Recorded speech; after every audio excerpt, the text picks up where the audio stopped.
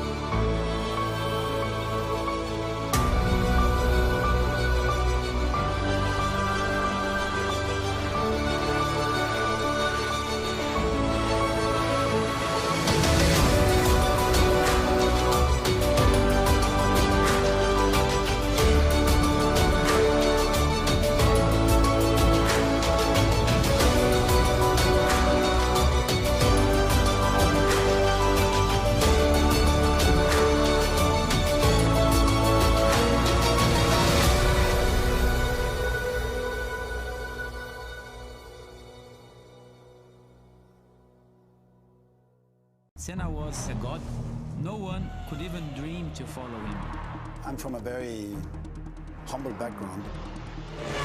The role of women at that time were really difficult.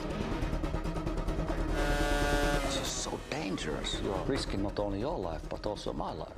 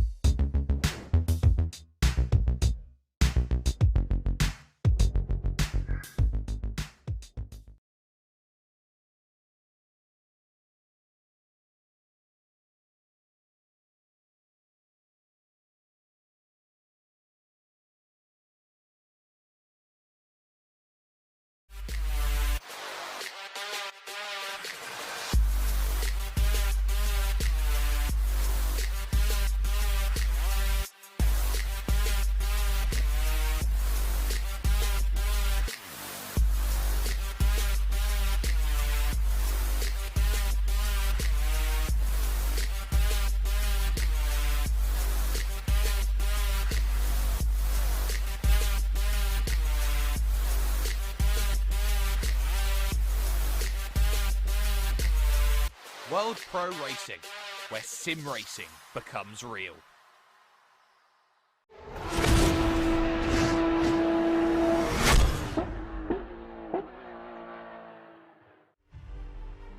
For the third event of the HyperX Open Series here on World Pro Racing, we head to a region in Germany steeped in motorsport folklore, the Eifel regions. And here tonight we head to the fantastic Nürburgring Grand Prix circuit for the third event of the HyperX Open Series, being broadcasted live on the World Pro Racing relevant Facebook Live, YouTube and also Twitch streams. And along with that, we welcome our viewers from TVM Sport in Malta, Motorsport.tv and the Esports Television Network. And as always, we can't thank our partners enough that help us to keep going here at World Pro Racing.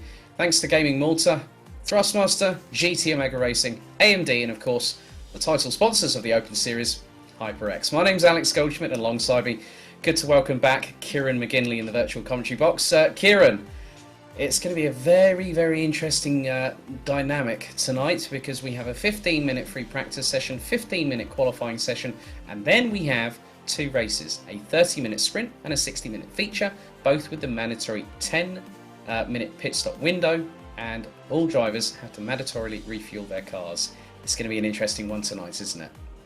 It really is, and good evening everyone watching along at home. It's got a little bit of everything tonight, hasn't it? We've got that short 30-minute sprint, we've got the longer 60-minute endurance, so both sides of the coin will be tested of our drivers today. And for those that perform the best, well, there's some lovely prizes as provided by our title sponsor in HyperX, awaiting the top three at the end of tonight. And I have to tell you, there's some great prizes. We've seen some of the drivers share their photos already about the prizes that have been delivered. They look absolutely fantastic. Well worth the effort they put in. Yeah, I'm a bit jealous of those that always hit the top step of the podium after both races because they'll win a HyperX Alloy Elite 2 keyboard. The runner-up will get a headset, the Cloud Alpha 5, which you probably have seen on the infomercials before we went live here on World Pro Racing. And for the third place, the final step on the rostrum, it's a HyperX Pulsefire Haste Mouse.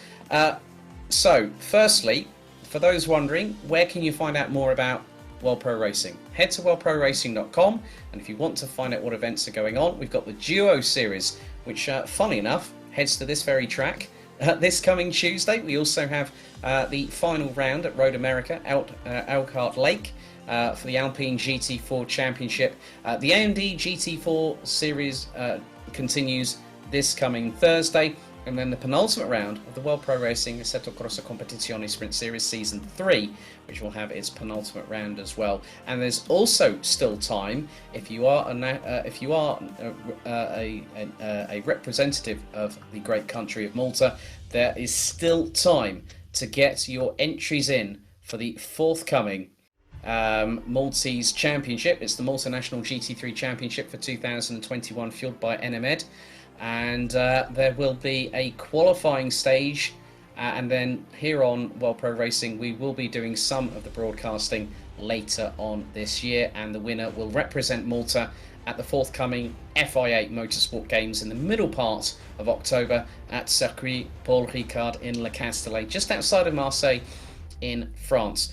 But coming on to tonight, Kieran, it's the third event after some great battling at Monza and Silverstone. The Nürburgring has its own unique challenges. It really does, and very narrow in places, especially on the run down towards Valvoline and Ford. A very, very narrow part of the circuit where overtaking can be tricky. As well as that, you've also got the Dunlop curve, the hairpin right at the bottom of the circuit before you then climb your way through the Michael Schumacher S, approaching the Michelin curve. There's very limited overtaking opportunities, but one you could try and move is into the very first corner. A very wide entry into the corner, but it all tightens up halfway through the corner before you've then got the long left-hander through the Mercedes arena. So qualifying for these drivers is going to be important. As well as that, qualifying coming up decides the grid for both the sprint and the feature race. Yes, and it is always a case of times for show, points to go, even though these are one-off events with prizes available for the top three drivers. One of the more interesting things about the point system in the sprint race is 18 for a victory, 15 for second, 13 for third. However, there's a bit of a caveat. For race 2, if you get on the podium, you get a deduction of points. So if it's first place, it's 3 points deduction. So say for instance, if you win both races, you'll have 18 points plus 25, that's 43.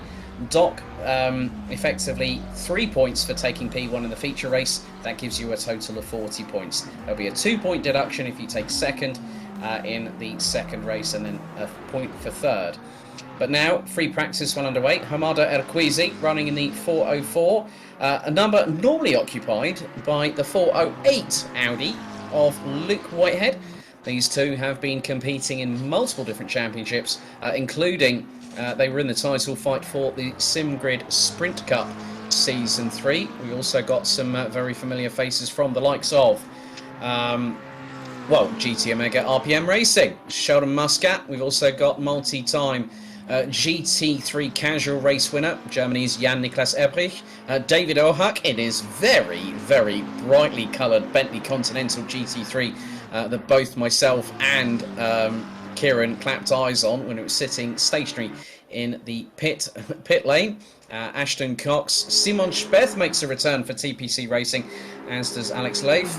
We've also got Tom Otti, amongst others. Simon Crane, Miles Dixon, Jan Heiler, Dean Vella, amongst others.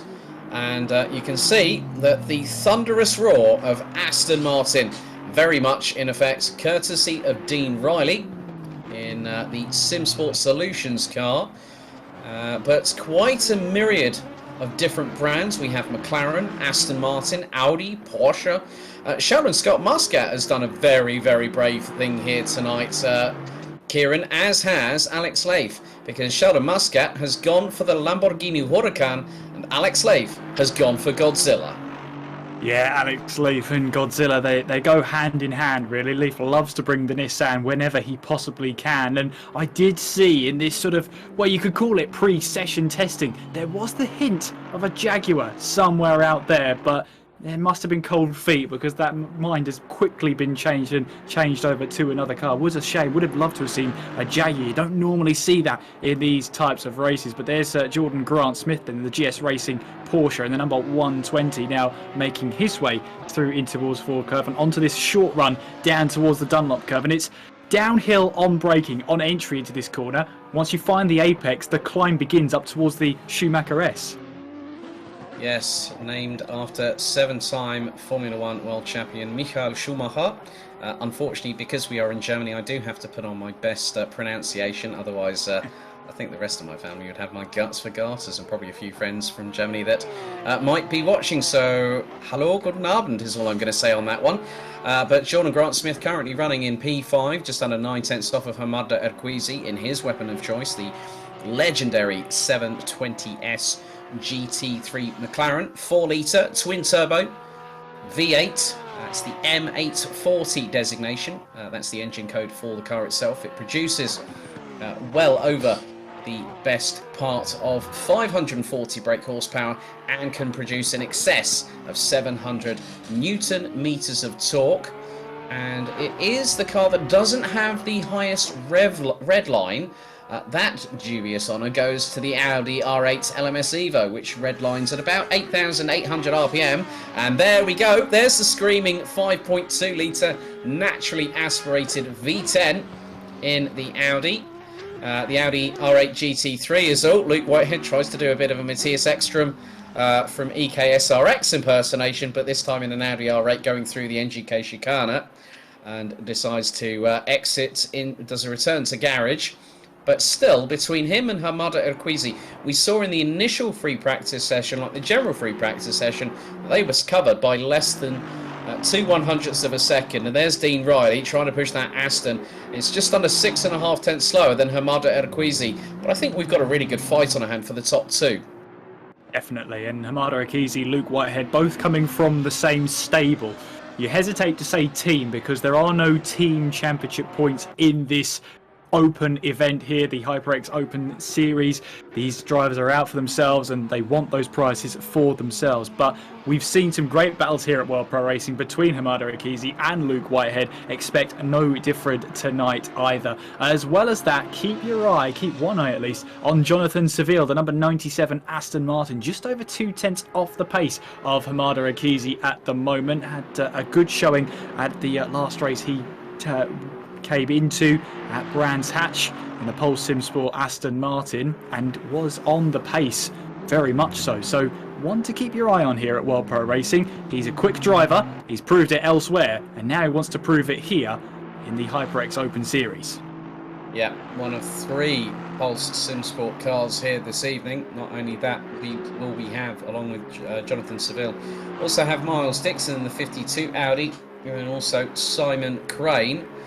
Good to see the likes of, well, we've got some different faces, or different names in this. Arturas Medvedevas in the 115 Ferrari, the sole Ferrari in that. That's a very, very brave choice, but obviously here at the Nürburgring GP circuit, one of the attributes you need is a bit of mid-corner stability, and especially when you're going through, coming out of Valvoline, going into the right-hander at Ford before going down the dip into Dunlop, as there's Dean Vella, who's decided to go into McLaren's finest in the 54 720S. Now he makes his way through into the Dunlop curve, and now I've just noticed here, Kieran, that Dean Riley is picking up the pace in that Aston Martin Vantage V8 GT3. He's got to within 0.43 of Hamada Erquizi. And even though, now that is a car that definitely didn't want to be turned around. Now, was that Luke Whitehead, possibly, judging by that livery? I think that was Ashton Cox, the number 158 then. Thank goodness for that. I nearly gave myself a heart attack. I think you all nearly gave us one, to be fair. Well, the thing is that when you've got drivers like Luke and Hamada really pushing like crazy, you're going to find that they're going to push the limits of adhesion. And I've seen it before where mistakes can happen. And it doesn't matter who you are. It doesn't matter your skill set. You could have an opportunity to really capitalise if you keep your head cool and others lose theirs. Good to see Silver Pinamets there in the number 23 Porsche. The Porsche, the heaviest car out of the entire grid, 1,340 kilos. And just judging by the technical specifications I've got, the one that has the lowest amount of torque, but it is quite a good weapon of choice here at the Nürburgring. Rear-engined, rear-wheel drive, 4-litre flat 6. It feels at home here at the Nürburgring. It does, and of course, it being one of its home tracks here in Germany, of course it's going to want to be doing the best that it can, but it's not normally a sentence you say together. The least amount of torque among the field, yet the heaviest. It doesn't sound like a combination that could work. However, the shorter wheelbase between cars, as Silver Pyramids goes right through the Engigay chicane there, and not stopping that one in a hurry. You normally get the shorter wheelbase will help the handling of that car through these mid-speed corners. So what it makes up for is it's more a balanced car more than any other in this one, but the balance of performance really does help bring the best of the Porsche out. It does, and as long as you get it right. Now, even though it might be the most compromised car in terms of weight, it has a lot of pedigree, and now we see Jordan Grant-Smith make his way out of Ford and down to Dunlop. It was a brief yellow flag out, but at the minute, Jordan Grant-Smith currently running out the top 5, 0.894, off of the fastest time from the McLaren of Hamada Erquizi from H3 Racing. And we have the 3:54 of Oleg Kamenev running at the top 6, and at the moment 3 of the top 6 are completed by Aston Martin. We have a McLaren, we have an Audi, we have a Porsche. Good to see that Bentley, Lamborghini and Lexus are rounding out the top 10. So that's a good mix of manufacturers. It's really good to see how the brands are mixing it up a little bit here in terms of the top 10, but we could see a very different story in qualifying, Kieran. We could, because sometimes you don't want to give too much away in these practice sessions. As I always say, it's more about keeping your cards close to your chest in this practice session. Don't give too much away to your rivals. And then it comes into qualifying where that one lap really does count. All that practice you put in over the week and over the days just to get that perfect lap time, you've now got to pull that lap together. And that is not as easy as it sounds. We've seen Hamada Erquizi and Luke Whitehead both have lap times in the past that just weren't their best. They weren't what we were expecting. And those sort of starts mean that if they get a lap time that they're not happy with, there's not a lot they can do after that 15 minutes has expired, because they've got to use that grid slot for the next 2 races tonight. So really, they'll be putting themselves under the scope and trying to make sure they get the best performance out of the car possible. There's Simon Speth then in the Garage 59 Aston Martin taking a bit of curb then, and it does look like the cars go onto the grass or the exit of Valvoline then, but there is a little bit of tarmac and AstroTurf there that the drivers will use to open up that little bit of a corner there.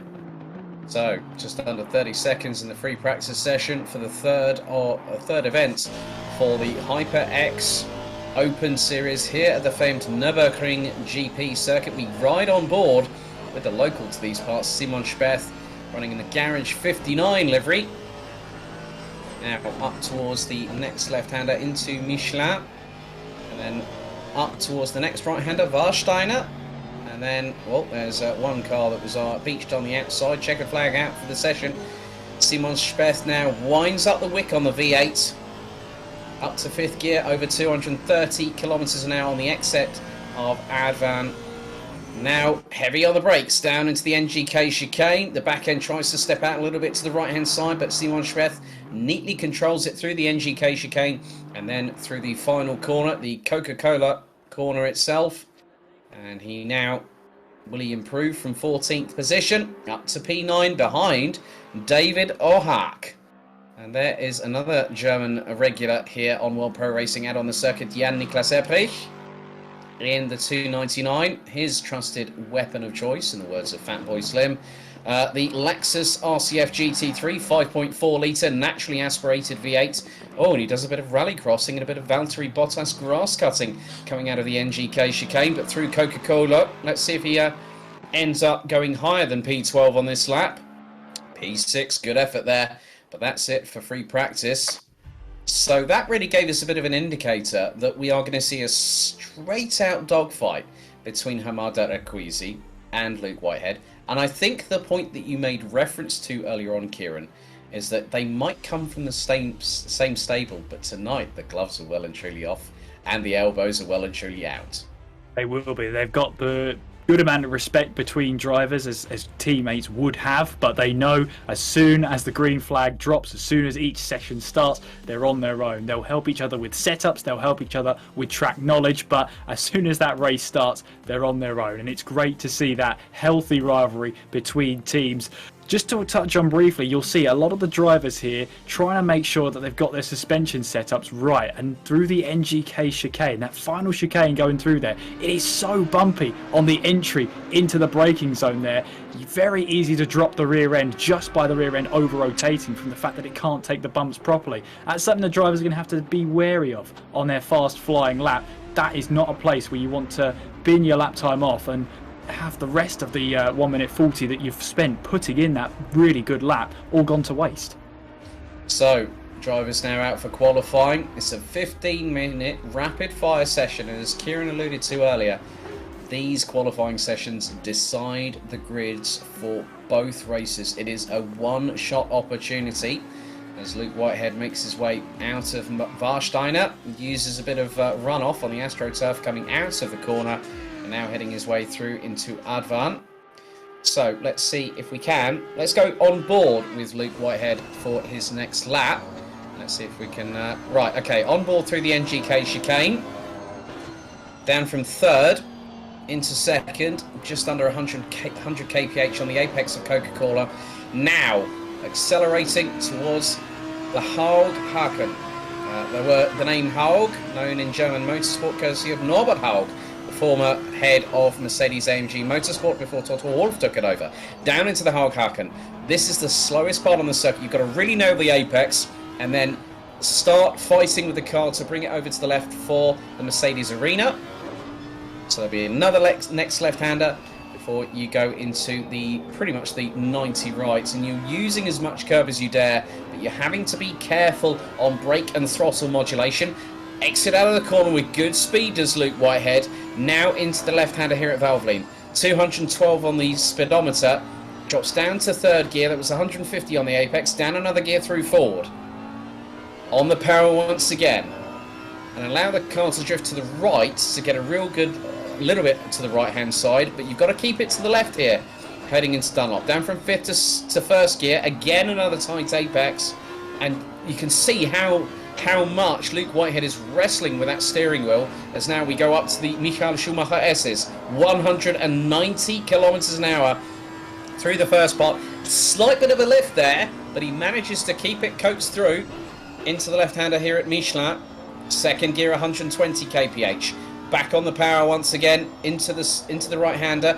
You can see the camber change here going into Warsteiner before. The right-hand sweeper, the fastest corner on the circuit, Advan. 5th gear. And he exits it at over 230 kilometers an hour before hard on the brakes once again from nearly 250 kph down into 3rd, and he scrubs off over 100 kilometers an hour of speed down the gearbox once again into 2nd, out of the final corner through Coca-Cola. So Luke Whitehead will set an initial benchmark, and it is going to be a 1 minute 53.499. Pretty good lap then from Luke Whitehead. We'll have to see what driver can really match up to that one. David Ohak gets within a second of that lap time, with second fastest right now. Dean Riley now with just over 6.5 tenths off of that provisional pole position time. There's Jan-Nicolas Ebrich then in the DJ Racing Lexus, the 299. Through Advan we go, and flat out through there. No lift needed whatsoever as we head up towards the NGK chicane. And you can see so bumpy on the entry through that first part of the last chicane. Through now in towards the Coca-Cola curve, and it's just patience coming out of the last corner. You really want to get the power down, but get it down too early and you'll understeer the car straight into that conveniently placed gravel trap. 8th fastest then from Jan-Nicolas Ebrich, puts him onto the 4th row of the grid, at least for now. Yep, 9th place for the German. Well, it's all changed because Miles Dixon's just gone 9th. That's how quickly things can change in qualifying, as Jordan Grant-Smith absolutely hustles the 120 Porsche and aborts the lap. Well, I think he knew he went in a bit too hot there, but Hamada Erquizi is firing the warning shot across the back bumper of that Audi, as Erquizi has gone 2nd. Dean Riley, 6.5 tenths off of provisional pole for both the sprint and the feature races, as Luke Whitehead again, that V12 howling like a banshee, going through Advan, nigh on bouncing off the rev limiter, down on the brakes into 3rd gear. And you were right about what you were saying, that you need the ride to be a little bit more compliant on the damper setting, especially with the suspension. The spring rate of return needs to be spot on in order for you to compose yourself and get the car going quickly. And Luke Whitehead goes quicker, 1 minute 53.373, and that has put Hamada Erquizi on notice, because Erquizi is just over 2 tenths of a second slower on his fastest lap. But you can see here, Erquizi, I think, is just winding up for his next flying lap. But that looked rather stable from the McLaren there, Kieran. It did, and yeah, it looks like he's got the ride pretty much as he wants, as Kamenev now comes across the line in the funny Formula Wombats Aston Martin, the number 354, currently on the 2nd row of the grid and looking to extend and try and find even more time out there. There's Miles Dixon in the Pulse Sim Sport Audi in the number 52. Going through the Coca-Cola curve, getting back onto the bow then in that Audi, and screeching up towards the start-finish line. Can he improve on his lap time? He can. Goes 9th fastest with a 54.6. Alex Leif from TPC Sim Racing goes across the line. He's currently P12 at the moment in the sole Godzilla entrant, the Nissan GTR Nismo GT3. Luke Whitehead again just pushing that car. I think he wants to send a message to Hamada Erquizi, as you alluded to earlier, Kieran. Oh, and he goes sideways through. He caught that one beautifully through Michelin, but that will have cost him a couple of tenths through that corner. But the 5.2 litre naturally aspirated mid-mounted V10 engine howling its way once again through Advan. Down into the braking zone for the NGK chicane, and again, oh, that's getting rather sideways. Oh, and he's lost it. He's lost it, did Whitehead. Oh, that limit of adhesion, I think, was well and truly exceeded on that particular occasion. Yeah, full attack through the last chicane there, the NGK chicane, and the car just simply wasn't having it at all. There's a certain limit that these cars have in terms of attacking that final chicane, and even if you go slightly over, the cars will bite back. Akizi now tackling the NGK chicane there, and again, that back end wanting to step out as we head in towards the Coca-Cola curve. Through now, back onto the power in that McLaren, and onwards now towards the start-finish line. Akizi will cross the line. Will it be quicker? It is quickest. 53.268. He's now on provisional pole position. Yeah, that was by 0.3 of a second. We're on board with Jonathan Seville in the 97 from Pole Sim Sport as the Aston Martin heads its way through Advan. And for the people that say, well, it sounds a bit similar to a Mercedes engine, well, you're pretty much not far wrong there, because it's had a bit. It's a 4-litre twin-turbo V8 produced in a Falterbach, and then Aston Martin have worked their magic on that, and obviously Aston Martin Cognizant Formula 1 use Mercedes power units. And Seville goes up into P4. Good effort from the 97, 4.5 tenths exactly off of Hamada Erquizi. But going back to Erquizi's lap, that was a really good run from him, because he took, it was a 2.219 deficit, and he made that a 0.3 of a second advantage. He got so much time in terms of where Whitehead is, but Whitehead will want to prove a point. If he can't do it in qualifying, he'll do it in the race. But also the good thing is, Kieran, there are no points for pole position or any qualifying position in the Open Series. That's absolutely spot on there, Alex. Absolutely no points scored for pole position, which means all the points are rewarded in the race. But the narrow nature that is the Nürburgring doesn't offer many overtaking opportunities. So qualifying, although it doesn't offer any points, is critical to these drivers. They know that pole position, or at least that front row, is the key to finishing at the top of one of these races. Yeah, Simon Crane has got a bit of work to do. It's currently P23, yet to set a lap time in the 53 Pole Sim Sport Audi as he makes his way through into Michelin for the next 90 right at Warsteiner. It's nice to see a bit of colour differentiation with the cars as well, especially with what we've seen with Miles Dixon and with Simon Crane. Miles Dixon has definitely gone for the very bright approach on the rear haunches of his Audi, where with Simon Crane it's a bit more discreet as he bumps his way through the NGK chicane. Back end steps out to the left. Crane manages to catch it as he's now coming through Coca-Cola. And with just under 4.5 minutes to go, where will Simon Crane initially factor in? P19, 2.4 seconds off the pace, but still at the moment with 4 minutes and 20.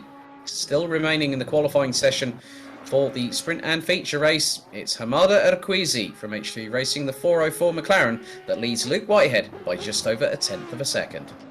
Yeah, just over 4 minutes to go. So realistically, if you cross the line now, you've got time for 2, maybe even 3 flying laps. But for Luke Whitehead, this will be third to last for him. He'll be able to get to the line and pretty much 2 more laps to go. So if he's got the fuel for it, if he's got the tyres for it as well, then watch this space for the Audi and the Ashtois Racing Audi. Really riding the curbs there, full attack through there, showing those curbs no mercy. And he'll actually abort that lap time, take a wider entrance in towards the Coca-Cola curb so he can get the power down earlier. So that's a pure sign there that he's going for another lap time. He abandoned that previous one.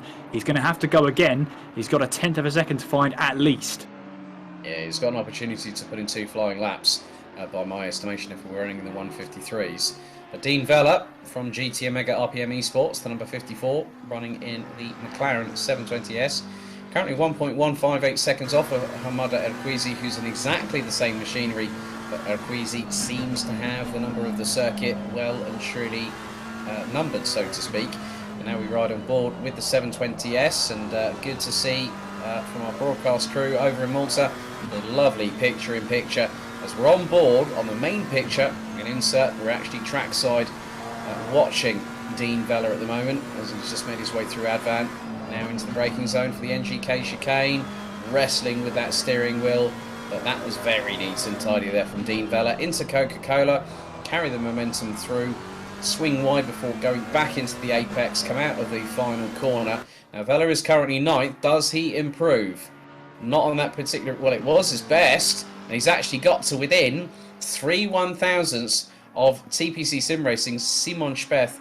And there is the Lithuanian of Arturas Medvedevas running at the top 18. Still good to see the prancing horse from Maranello represented in this field, but I am a bit disappointed about the Emil Fry Jaguar GT3 not making an appearance. Neither another car on Assetto Corsa Competizione that doesn't really get a lot of love here, Kieran, is the Reiter Engineering REX GT3 that is actually based on a Lamborghini Gallardo. Absolutely, and you were lamenting to me before how you don't really see many drivers take the plunge with that car, and it is a shame because it's a nice car to drive, it's a nice car to look at as well, at least from the commentary box. But for other drivers, maybe there are just other cars that they're more comfortable with, maybe more predictable. You know, the flamboyant style of the Lamborghini is mastered by very few drivers in the world. Yes, indeed. Thomas Enger actually very much in... Oh, it's Dean Riley. Oh, he had a bit of a Code Brown moment there coming through the second half of the NGK chicane, but you know, I've kept an eye on... Well, I've commentated on Dean Riley from when I started with SimSport Racing a little while ago, and he's actually part of the SimSport Solutions crew. There's Medvedevas still trying to improve. There is a yellow flag out. For the 158, that's Ashton Cox, who's currently 14th, and Cox has just done a return to garage. So we're into the last 45 seconds of this. Don't forget, if you do want to get involved, we do not only compete on Assetto Corsa Competizione, we also compete on Gran Turismo Sports and R Factor 2 on PC and PS4. So head to worldproracing.com/events to find out. There's still spaces available for the Giro Series at this particular circuit. It's a team event, so if you're going to come along, you need to bring someone along with you for that adventure. And that is this coming Tuesday, as Medvedevas gets a real good tow. Now, is that Jan-Niklas Ebrich? I think... Oh, no, that's not Jan-Niklas Ebrich, but that Lexus, that was Pedesada, I believe, in the number 7, that has just been sent off the track unceremoniously, and that means that the session has ended, and Luke Whitehead was at full chat coming through Advan and through into the NGK chicane. But let's just see, does he have enough in the tank in that Audi to come across line, because Arquizi thinks the job's been done. Luke Whitehead does it by 36 thousandths on the line from Luke Whitehead. That was absolutely timed to perfection by the 408. Absolutely, but I gotta say, the number 120 of Jordan Grant Smith is just over a tenth of a second away from that provisional pole position time. He's coming through the last couple of corners. I wonder if there's an improvement here from the Porsche driver as he now makes his way around the Coca-Cola curve. He'll be making his way towards the line. And is there an improvement for Grant Smith? No, there isn't. He stays third fastest then. So we're watching on with Simon Crane then in the Pulse SimSport Racing number 53 Audi as he now powers on towards the flying right-hander of Advan. You can see riding on board and watching from trackside how that car just eases through the right-hander. Now in towards the NGK chicane. Riding those bumps, then you can see fighting the steering wheel of the Audi. I'm in control, says Simon Crane. Through now in towards the Coca-Cola curve. Currently 19th fastest in this qualifying session. The short run to the line and towards the checkered flag. And he goes up to 12th fastest. Just 1.4 seconds off of the pole position time as the last of the drivers now make their way through the chicane. And there's Sheldon Muscat. Then you can see the flamboyant style of the Lamborghini really wanting to push the tail out, try and flick the tail out as well as we see the last of the drivers head towards the line. Then Sheldon Muscat, don't think he was on a lap. If he was, it was an invalidation. But Luke Whitehead leaves it late to grab that pole position. I think Hamada Arquizi is probably kicking himself right now as if to saying, what do I need to do? Well, what you need to do, Hamada, is to beat him in both races this evening and then get the top prize tonight here on the HyperX Open Series.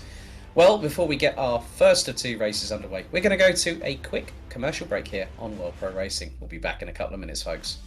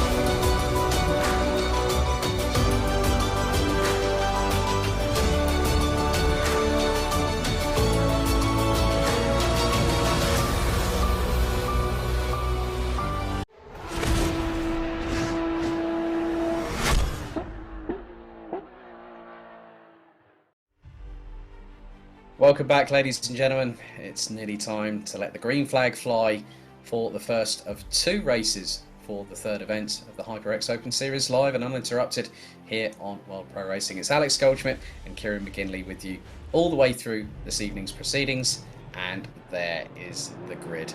Luke Whitehead, by 36 thousandths of a second, took pole position like candy from a baby off of her mother at Queasy. They line up on the front row. Jordan Grant Smith, who Harry Spears says in the YouTube chat, good evening Harry by the way, Grant Smith P1 is his prediction already. People have already said that Pulse Simsport might be sandbagging. Well, we'll wait and see on that one. We've got Jonathan Seville, Dean Riley, we've got Oleg Kamenev, Jan-Niklas Ebrich, Dean Vella, Simon Speth, David Ohak, Miles Dixon and Simon Crane completing the top 12 ahead of Jan Heiler, Alex Leif, Ashton Cox, Gurgley Consabo, Sheldon Muscat. Then you've also got Michael Peresada, Arturas Medvedevas. Then you've got Neville in the number 20, in 20th position ahead of Tom Ottey. You've also got Tom McEwing and Silver Pimmets. That is the top 23 positions. But we are set for 30 minutes of racing. We are doing a full lap rolling start this particular occasion.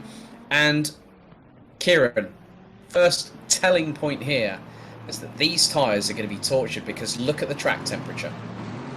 Scorching would be a word to describe that, wouldn't it? 34 Yes. degrees Celsius just on the track surface, and well, with the weather continuing to say this glorious sunshine here in the Eifel region, with the wind not really making too much of an impact. In fact, it's pretty still at the circuit right now. Don't expect these conditions to change very abruptly very soon. We should be in for some good racing, and most importantly for the drivers, maybe some consistent track performance as well. Normally when you get some changes in temperature, changes in track temperature, you have to account for that during your races here, but from the looks of the weather, not much is going to change, and I think that's going to be a sigh of relief to some of these drivers. It'll be a sigh of relief, but they've got to watch the degradation. There is a mandatory pit stop. There will be a 10-minute pit stop window where refueling is mandatory for all competitors. If they put on tyres, that's going to be a 30-second stop in the pit box, and that could cause a little bit of a cat amongst the pigeons situation, but we get ourselves ready. And this circuit established back in the mid-1980s, 1984, and they had a Race of Champions event where they had the Mercedes 190 Evo 2.316 valve cars that were championed by the likes of Bernd Schneider, Klaus Ludwig back in the days of the DTM in the 1990s, when that car went ahead and battled with the likes of the E30 BMW M3.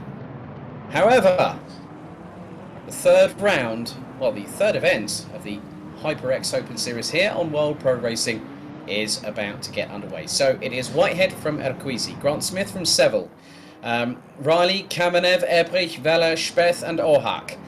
That is your top 10.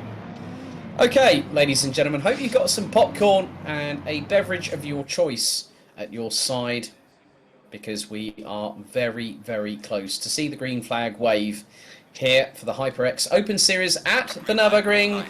So, green flag waves, and they are off and away. Let's see who gets the whole shot. It looks to be the fact that that Audi has got the traction on the McLaren, and there already is Jordan Grant Smith challenging Hamada Erquisi going into the Hagen, as that is a couple of the Pulse Simsport cars I've just seen. But already we've got a battle. That's Seville and Riley battling away, I think, for 4th and 5th position, as Grant Smith trying to look up the inside through the second part of the Mercedes arena on Hamada Erquisi, but no dice there. Now down the next part of the circuit, through towards the approach to Valvoline. There is Ashton Cox, part of the H2R Racing contingent, and he's down, way down the order, as Luke Whitehead leading the train down through Ford. The run down, the sweeping left-hander, very much like the Parabolica in Hockenheim, but to not the extensive speeds that we would see. Through into the right-hander here at Dunlop. Up the hill First time through the Michael Schumacher S's fourth gear, 190 kilometers an hour and climbing. You've got to nail that curb on both sides and not hit them too hard and have the damper rebound rates at the optimum. But it looks like, Kieran, Whitehead, Urquizy and Grant Smith trying to get away, but Grant Smith goes a bit wide going through into Michelin. Yeah, that's going to cost him a little bit of momentum here. Meanwhile, Tom Otti battling away with the massive Bentley then. I think that's Peresada who's trying to find his way through. He does find his way through now. He's got the inside line now going into Vorsteiner, but he might find his exit slightly compromised. He's going to have a job on his hands to keep that position under his belt. Luke Whitehead, though, leading the way, and 5 drivers getting an automatic drive-through penalty for starting infringements. So the likes of Miles Dixon, Sheldon Muscat, Silver Pyramids, Tom Otti and Arturas Medvedevas all got drive-through penalties for a starting infringement. Dixon comes in meanwhile, then Urquizy down the inside in towards the first turn. Yeah, but Whitehead could have the run coming out of it as Oleg Kamenev and Jonathan Seville. Oh, and Seville clashes with Kamenev. That's allowed Jan-Niklas Ebrich to go up the inside of the 97. Oh, the hometown heroes are coming along to the party. And Jan-Niklas Ebrich has made sure he's given everyone else something to think about. And now the German up into P5. Let's have a look at the replay here. Now, this is at the back part of the field. We've got the number 89. That's Tom McEwing. That's going through out of the Haaghaken into the Mercedes arena. And then he's going to get a slight touch here, I think, from Peresada. Well, he loses it at the back end slightly.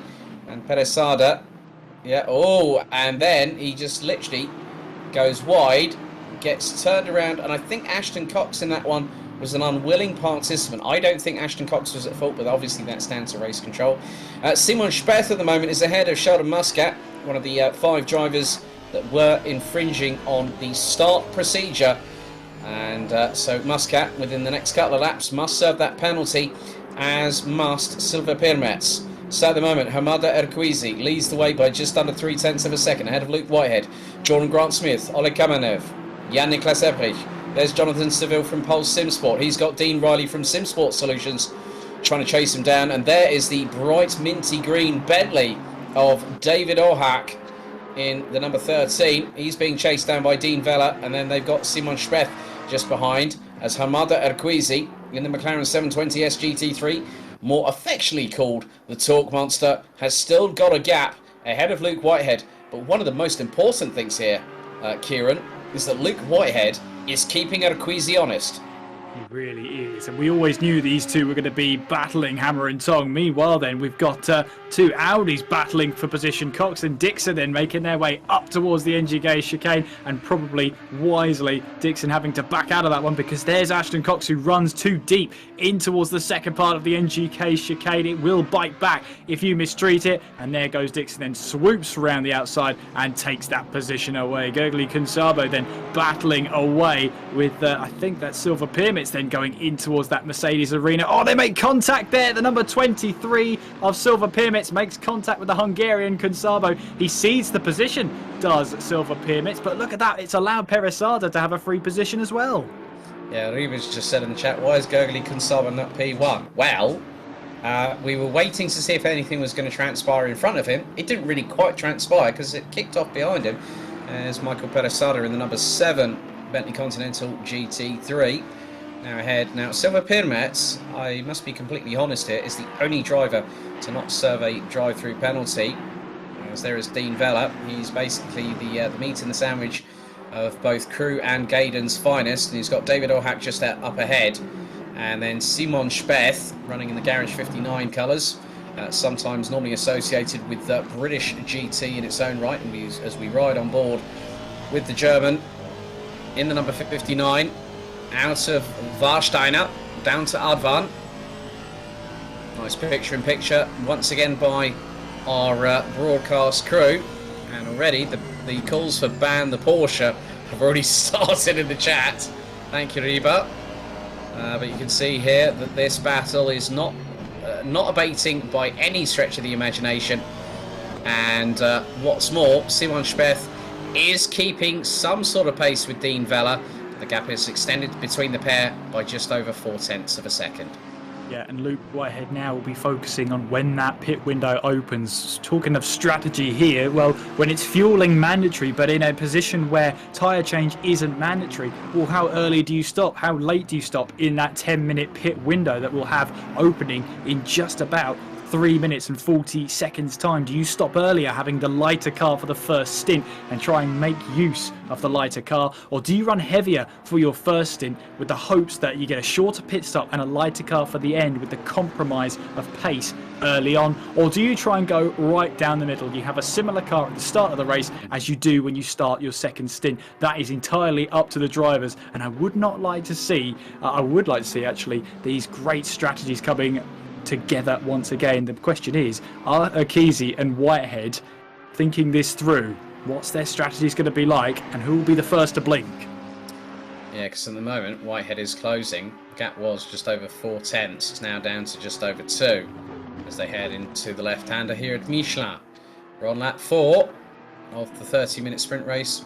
Pit stop window opens in just over 2 3/4 minutes. They'll have only 10 minutes dive into the pit lane as Jan-Niklas Ebrich trying to keep with, well, that looks to be Jonathan Seville that's actually ahead of the 299 Lexus, and there is Dean Riley in 7th. So very much the case that a lot of drivers still keeping themselves composed, and it's a marathon, it's not a sprint, even though this is the sprint race and we've still got the feature to come. But Dean Riley very close on the back bumper into the braking zone for Coca-Cola on Jan-Niklas Ebrich. And that's the battle for 6th and 7th. We ride on board with the SimSport Solutions Aston Martin. And winding that car all the way up to braking zone for the Haughaken, down from 5th into 1st. This is one of the slowest parts on the circuit, if not the slowest part on the circuit. Gets the car over to the right-hand side to carry the rotation through into the next left-hander. And it's another one up here at the exit of the Mercedes Arena. You can see the tribunes on the far side of the circuit there, which at the moment, well, this weekend will host not just the FIA World Touring Car Cup, but also the ADAC Nürburgring Nordschleife, 24 hours this weekend. And I hear for a fact that they've had rain over there, whereas here at our version of the Nürburgring, everything's nice and sunny, and what's more, the track temperature has increased by a single degree to 35 degrees Celsius. But I said about it being a marathon and not a sprint. I think Luke Whitehead's playing the long game here, Kieran, because he's not pressurising, but he's keeping it consistent, and that's what you need to do. Yeah, and that single degree Celsius rising in track temperature may not seem like a lot, but to these drivers, they have to rethink about how do they keep their tyre temperatures in check. That's a little bit of pressure adjustment in the tyres as well. How much PSI comes off or goes on to make sure the tyres keep their integrity. It is a lot to think about. Jan-Niklas Ebrich here, who won the 226 kilometres of the Nürburgring Special here at World Pro Racing, on the last lap, making one of his only mistakes and flying over the NGK chicane. Hopefully he'll be trying to avoid doing that every single time this race. And currently 6th place, he's got Dean Riley right behind him though, making him honest and making him use those mirrors maybe every second. Yeah, well, we've got our first penalty in. Medvedevas has got a 5-second time penalty, courtesy of our race director, Adrian Figalo. He's working with George Muscat, so our FIA accredited team of stewards. It's a 5-second time penalty. And then it gets even better because the 158 of Ashton Cox has had a 5-second time penalty for an unsafe rejoin. But in the meantime, pit stop window for the first of 2 races tonight here on the HyperX Open Series on World Pro Racing officially open. Yep, and so we'll see who will be able to blink first. Tom McEwing, then, I have to say, considering the fact that he was pretty much all the way around going in towards turn 3 on lap 1, the fact that he's now up into 16th place, that's a stunning drive from the McEwing Motorsport car right now. I'm looking forward to see how much further up the grid he can go. He's got 7.3 seconds between himself and Peresada ahead in the Bentley. Right now, though, he's got the 321 Audi of Neville right behind. Yeah, so now the McLaren's starting to pull away. It's going into the left-hander here at Valvoline.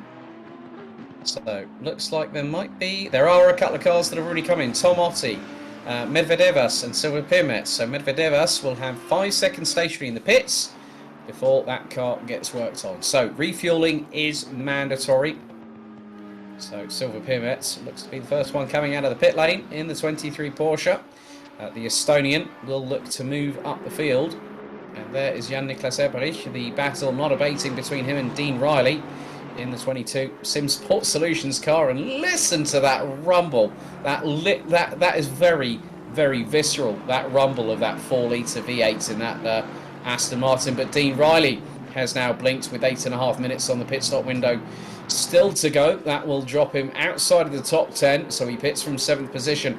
But now Jan-Niklas Eberich has David Orhak for company. He does indeed, and where he gets rid of one car, there's another car that will take its place, and it's that number 13 car. You are not going to miss that Bentley if it's in your rear view mirrors going in towards the first turn for another time, the 7th time in this race so far, with 18 minutes left on the clock. Eberich once again holding on to 6th place, but it's all about working out what the drivers around you, what their strategies are for the race. Yes, refueling is mandatory, but in a race like this with 35 degrees being the track temperature, do you go for a tyre change, or do you just try and hang on to these same set of tyres and try and hope that the shorter pit stop you have will pay dividends in the end in the sprint race? Yeah, I think tyre changes we could more than likely see in our feature race a little bit later on, Kieran, if I'm completely honest. Goli Kunsabo is pitted, Tom McEwing is pitted, Hamada Arquizi and Luke Whitehead. I think this looks to be a bit of a stalemate at the moment, because they're coming through the Michael Schumacher S's, 7 minutes and 20 on the pit stop window to go. So they could have a pretty good run of pace and maybe be on the same kind of strategy to stay at the front of the field, but Arquizi got the jump on Whitehead early doors, and effectively has started to just stretch the legs ever so slightly on that H2R Racing McLaren 720S. Jordan Grant-Smith, Oleg Kamenev, and there's Jan Heiler, who's battling away. That is now that's the car that got a bit of a collection courtesy of Medvedevas earlier on. That was Rizzo in the 25. So yeah, Rizzo rounding out the top 19.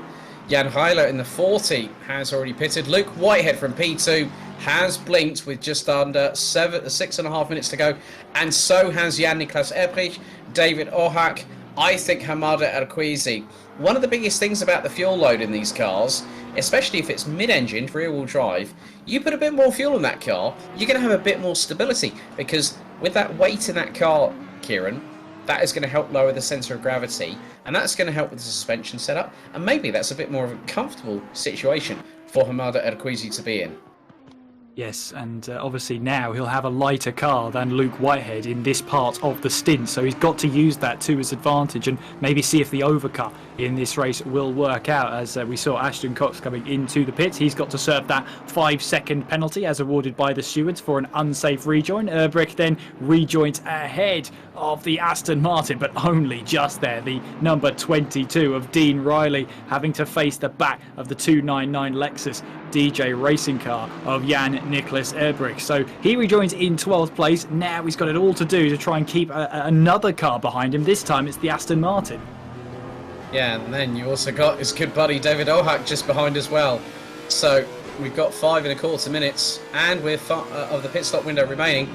And what's more, in about 7 seconds time, the pit stop window will be halfway done and will be halfway through the race. So 15 minutes down, 15 to go.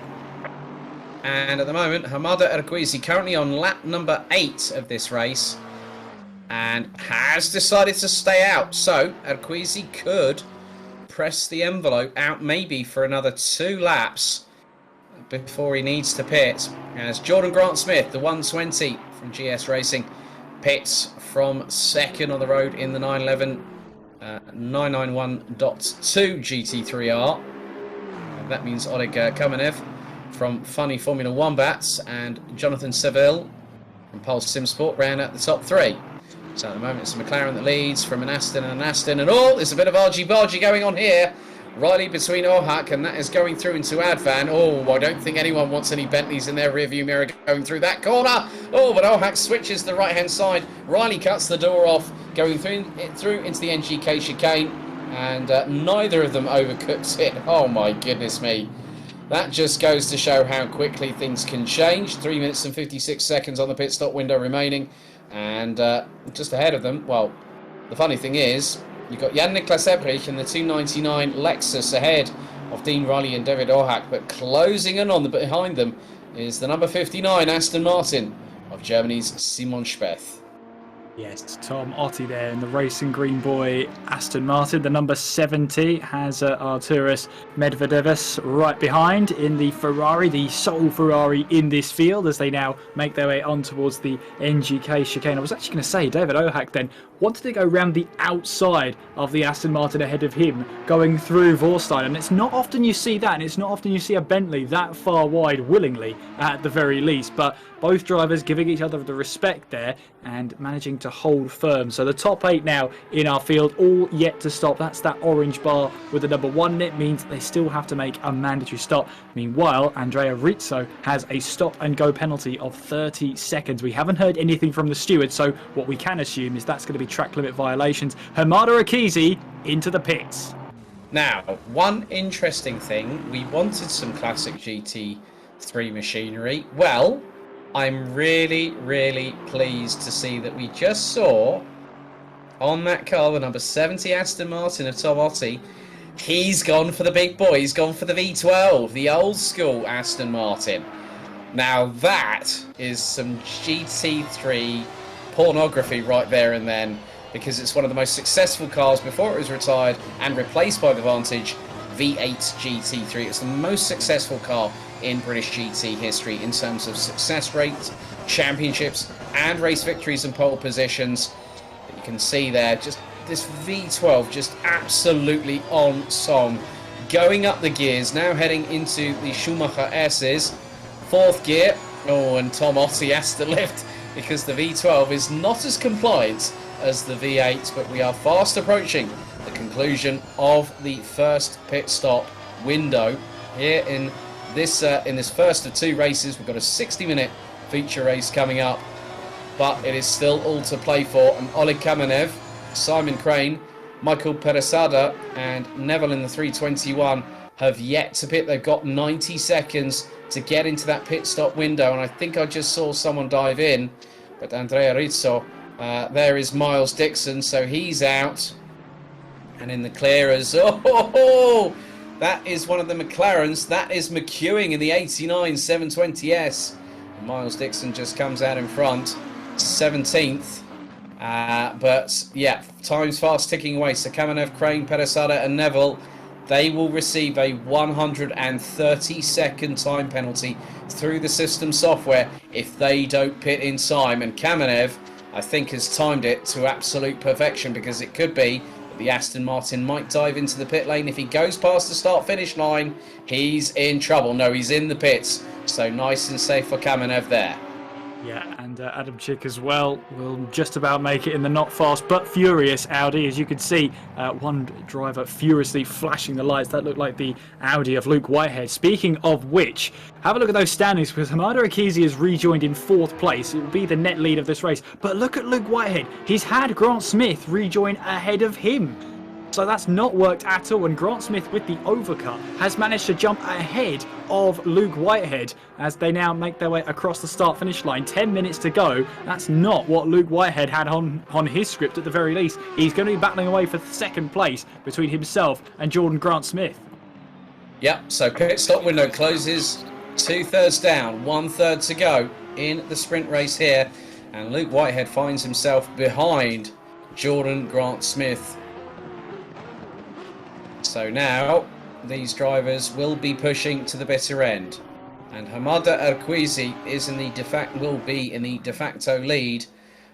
And there is the 404 from Edgetoire Racing, running in the very, very lovely black with orange accents, the papaya orange, with a little bit of Richard Mille being mentioned on there as well. Richard Mille, actually current sponsors of the McLaren Formula 1 team. He'll be racing at Baku for the Azerbaijan Grand Prix this weekend. Tom Otti in the old school V12 Vantage crosses the line. He's still ahead of Medvedevas from Lithuania. Rizzo rounds out the top 23, but there is a battle going on, and it's between Michael Peresada, and that is Gergely Kunsabo in the 38, just up ahead, and they are just making their way down towards Dunlop. 8 minutes and 43 seconds to go. We're on lap number 11.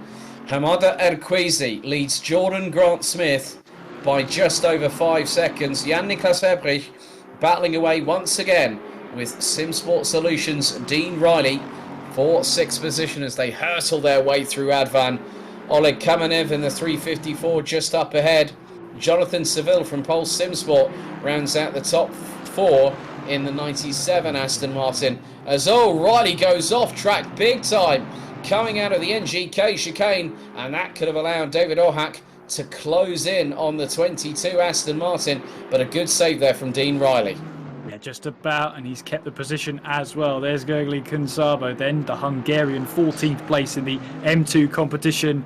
Aston Martin, meanwhile, Akizi builds his lead at the top of the field, 5.2 seconds between himself and Jordan Grant-Smith. Grant-Smith, meanwhile, has, full of his mirrors, the Audi of Luke Whitehead, wanting to try and find a way past. And for Luke Whitehead, for him, for his own personal experience, for pole position, down in 3rd place at the moment, he will be, well, livid wouldn't be the word for it, Alex. I think you're completely right there, Kieran. I think there will be some, as our good friend Jake Sperry would always say, a bit of industrial language would be probably a good terminology to use in this particular vernacular. But, to be honest with you, now, hang on a second. There's one interesting development here. Look at the top of the times. There is no Hamada Erquizi. What's happened? Has he had a disconnect? Oh, that's huge. If that's the case, if Hamada Erquizi, because this has happened before to poor Erquizi, who's been leading a World Pro Racing race and then disconnected from the race. If that is then the case, Jordan Grant-Smith has become our de facto leader. And I think Luke Whitehead, as his ears and nose, has just perked up a little bit more, because now he realises there's not the battle for 2nd place anymore. This is the battle for the lead.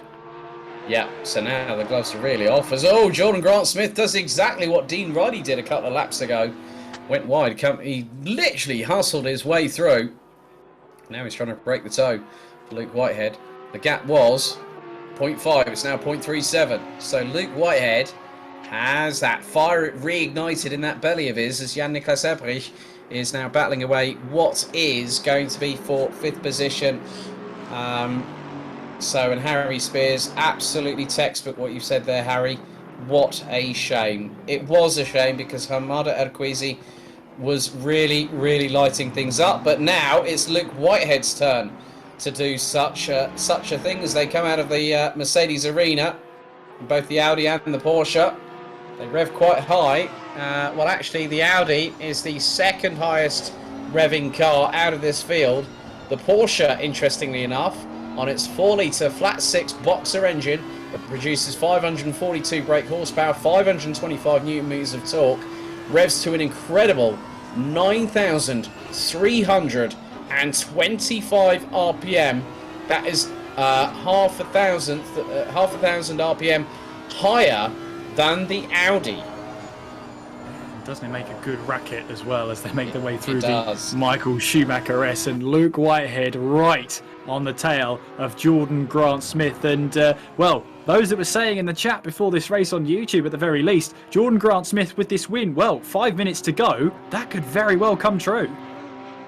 But in the 5 minutes, and I hate to say it, but there's every possibility that it could go his way or it could go the other way. You just don't know.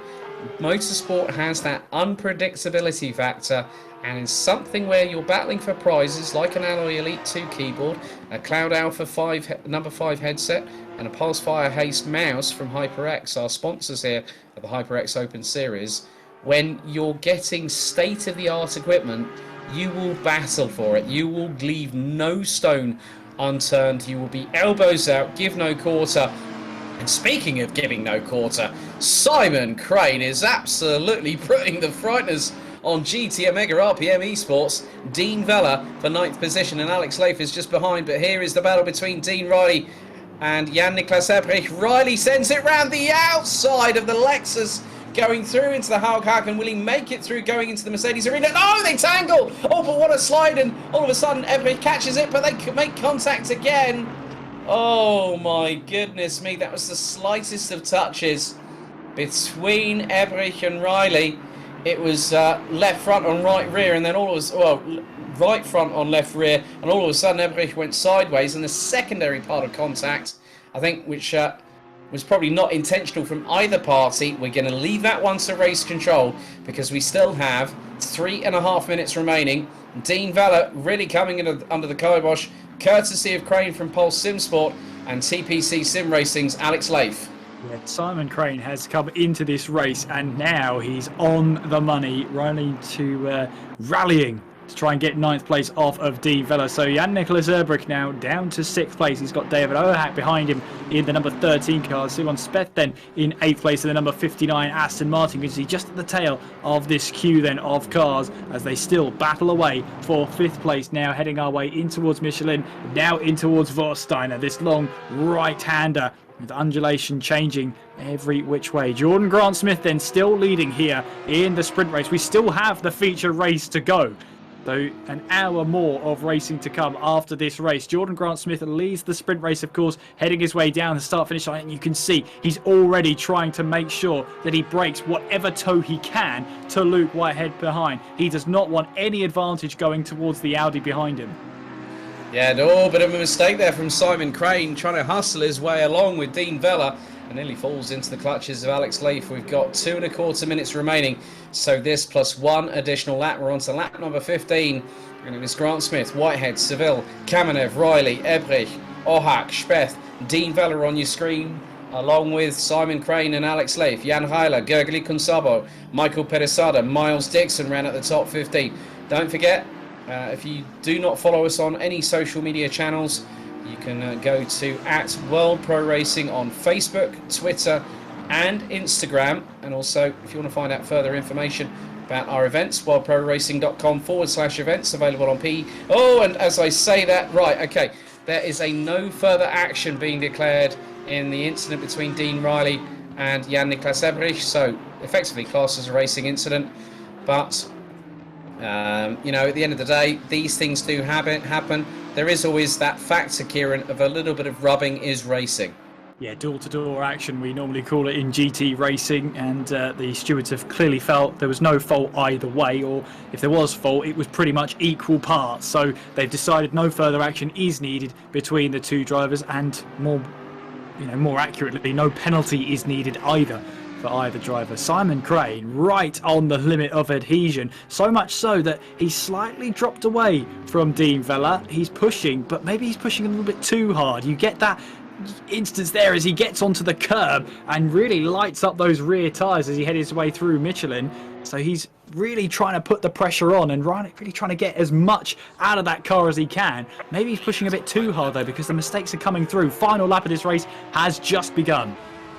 Yeah, so it's going to be a case of can Jordan Grant-Smith hang on to it, or will Luke Whitehead fire that warning shot that actually becomes the salvo round that ends this race and secures the 408 from H2R Racing, the first victory of the evening. As they head out of the Mercedes arena, Jordan Grant-Smith has kept himself in the right place at the right time, out of the Mercedes arena, down the run through into Valvoline before Ford. Ford actually very much steeped in, well, its main European headquarters is actually based about 6 hours east of this circuit over at Cologne, or Köln as they say in Germany, but the timer has struck 0 and we are probably the best part of well over half a lap still to go before we have our first checkered flag of the evening. And it has been pretty much a case of just putting your car exactly where you need to, make those rear haunches of that 911 GT3R as wide as possible by Jordan Grant-Smith. But Luke Whitehead trying to do what he can, but we've only got a handful of corners and he's got to try and do something, but he's got to do it nice and cleanly, because otherwise he'll fall foul of race control. we head down through Advan, the right-hand sweeper for the final time of asking. Lap 16 here at the HyperX Open Series sprint race here at the Nürburgring. Jordan Grant-Smith on the anchors into the NGK chicane. Luke Whitehead trying to close him down. One more corner remains, and Luke Whitehead looked, but it wasn't enough. Out of the final corner, it's going to be the victory. Jordan Grant-Smith takes the victory, and it's going to be 0.3 of a second ahead of Luke Whitehead, our pole sitter. Jonathan Seville rounds out the top three as the thunder of Aston Martin roars across the finish line. Same for Oleg Kamenev in the 354. Make that 3 Astons in the top 5, courtesy of SimSport Solutions. Dean Riley, Jan-Niklas Ebrich rounds out the top 6. David O'Hack in 7th ahead of Simon Speth, Dean Vella. Simon Crane rounds out the top 10 ahead of Alex Leif. But the biggest news in the first race was that whilst leading, Hermada Erquizi had a server disconnect, and that changed everything here tonight at the Nürburgring. Yeah, he looked comfortable, he looked in control, built that gap of over 5.5 seconds to this pair here. And unfortunately, he suffered that disconnect, and he'll get absolutely nothing for the hard work he put in. For Jordan Grant-Smith, though, well, he made the overcut work on Luke Whitehead, and at the end of the day, that was the pit strategy, that was the move that won the race for the GS Racing driver. He grabs the first full points of the evening, and I've got great news for you. If you enjoyed that, we've got a race double that length coming up in just a few short minutes. Yeah, so there we go.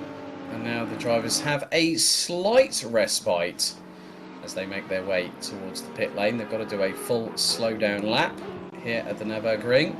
It's part and parcel of normal real-life racing.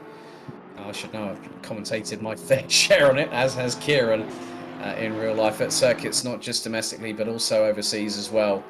But there you go. Jordan Grant-Smith takes 18 points.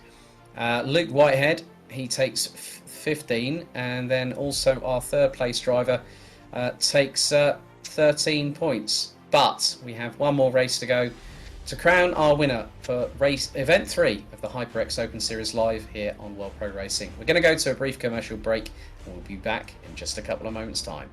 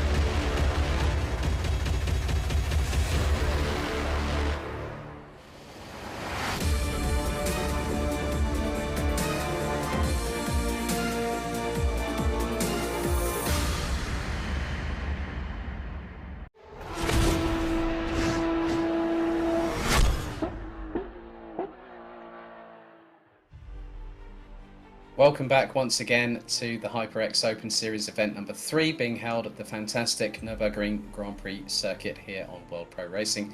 Alex Goldschmidt and Kieran McGinley back with you once more, and it is our feature of tonight's festivities, the 60-minute feature race, which will crown our event winner, and with it will come a fantastic HyperX keyboard.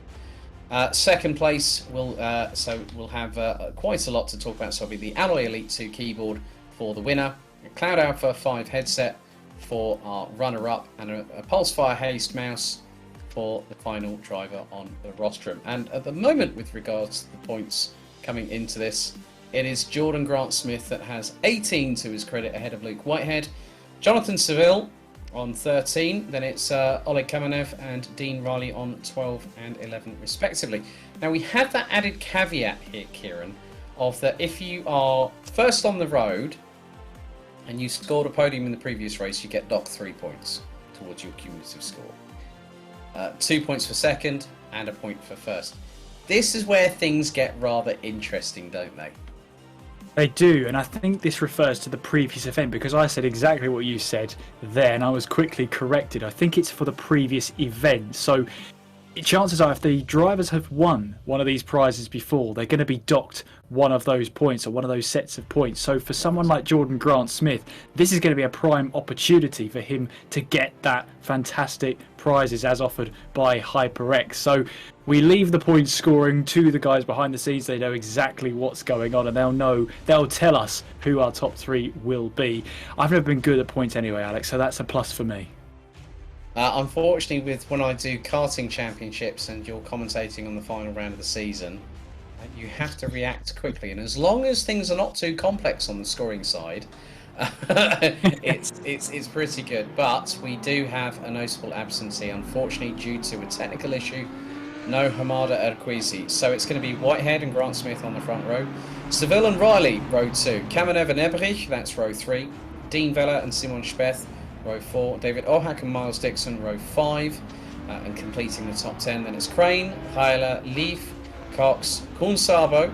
People will be hopefully wondering if he's going to get into P1 this time. Well, we'll find out. Sheldon Muscat, Michael Peresada, Arturas Medvedevas. Then we've also got Martin Adamczyk, who actually runs under X Neville as his gamer tag. Tom Otti, Tom McEwing, and Andrea Rizzo. That is your 22 strong grid. And as they say, double the time, double the fun. It's 60 minutes on the clock here at the HyperX Open Series. Event number 3 here at the Nürburgring. And what's more, it's going to be interesting here who's going to get the jump. Now, my money here going into the Hagen on this particular occasion, we could see a repeat. But if Jordan Grant-Smith positions that car, that Porsche, correctly, Kieran, he could get the run on Whitehead going through the Mercedes arena if he nails it perfectly. His start has to be textbook. It really, really does, and he'll be hoping that it is textbook from the off. He's got a great chance here of wrapping up round number 3 of the HyperX Open Series. Of course, we say round number 3, they're not associated, the rounds, it's just the rounds that we do them in order. For example, the 4th event of the HyperX Open Series happens at Misano next month on the 2nd of July. So if you fancy your chances here, there might just be a couple of spaces. The only problem is it's a very, very popular series. If not, come and watch us then on the 2nd of July, and we'll possibly shout your name over the announcement here. But yes, Grant Smith is in a good position to try and take advantage of that first place. We saw in the last race, in the sprint race, 5 drivers got a drive-through penalty for starting infringements. Let's hope we have fewer than that this time around.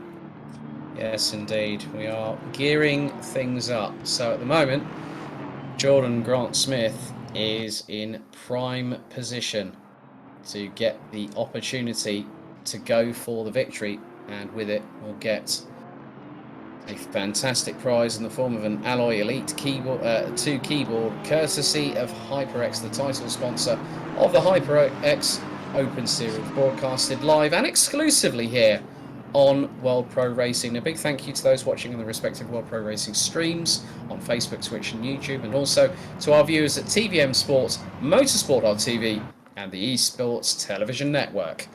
Right, we're under starters' orders once again. It's going to be down to Whitehead and Grant Smith that will control the pace.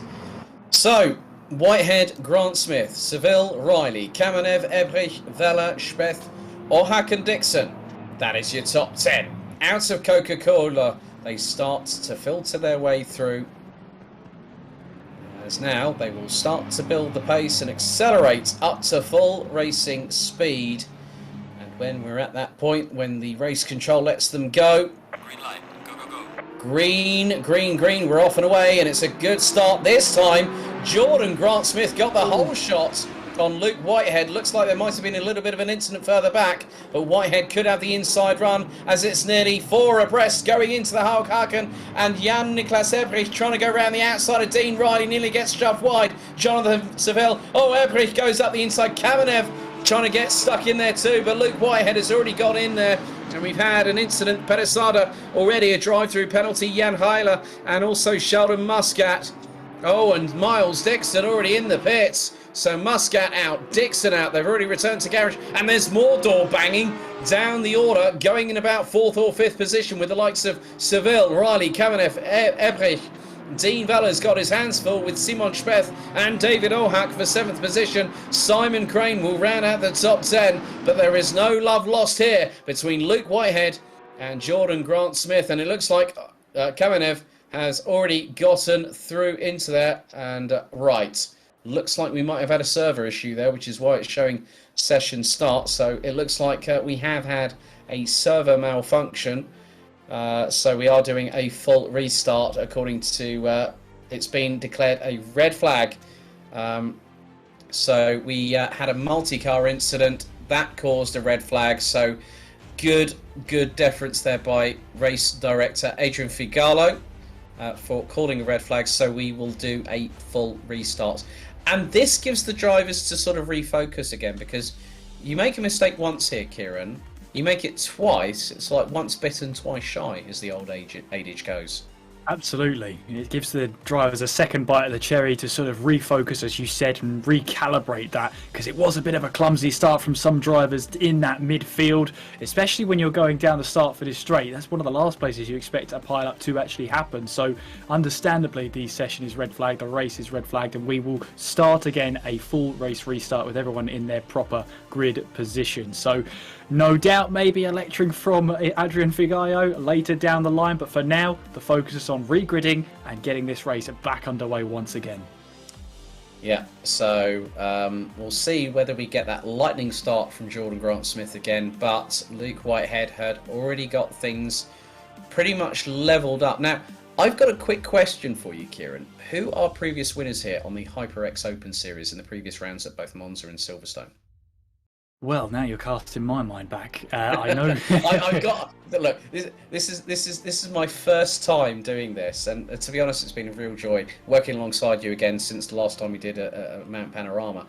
But the thing is that this is the first red flag that we've had on ACC here at World Pro Racing. That's quite a statistic when you think about it, but there are going to be some drivers that are going to be thinking, well, I've got to really look at how I position my car. Am I going to cause a bit of a mishap for myself, but not just myself, but also drivers on the circuit? But the biggest thing is that this added caveat of if they've gone on the podium for a previous event, that to me says that, I think you said this earlier, Jordan Grant Smith has a brilliant opportunity. If he wins the second race, he's got that keyboard well and truly in his grasp when it gets expressed out to him. Yes, absolutely, and plenty of drivers have been showing off their HyperX kit in the Discord. And of course, if you want to be one of those, if you fancy your chances of winning that gear, then the HyperX Open Series is for you.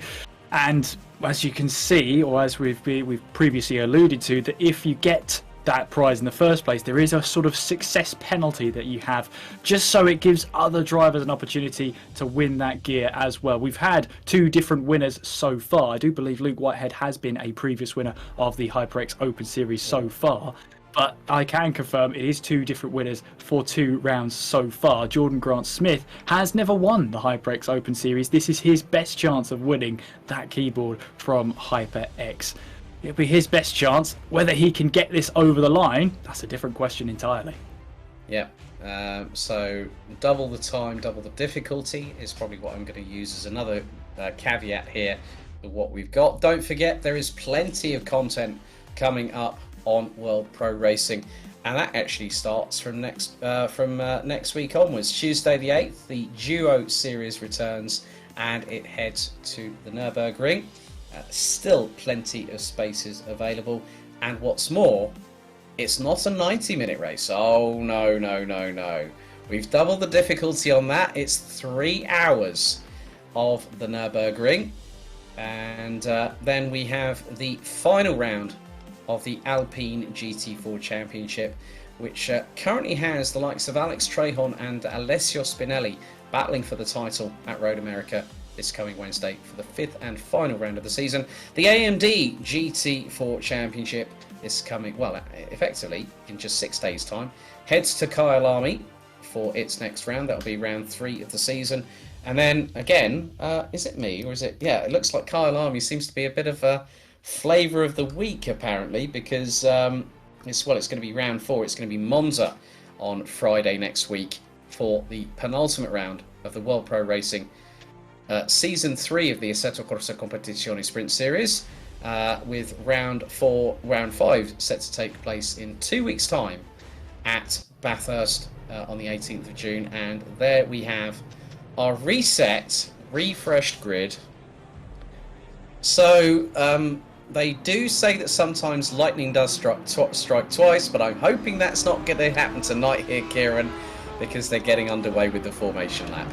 Yeah, I've got my fingers crossed here, Alex, that hopefully we don't see that happen again, and hopefully a cleaner start down towards turn 1. It's a very tricky corner at the best of times, is that first braking zone, let alone you're throwing 22 cars at it all at once, all trying to vie to get that position. And when you've got these prizes on the line, sometimes those instances are going to happen. Weirdly enough, though, it happened in the midfield, so maybe just a bit of a cluster. Normally that happens when someone doesn't get a great start or doesn't launch or misses a gear. That's where you normally get the Constantina effect in the midfield. That's possibly why we saw that incident there.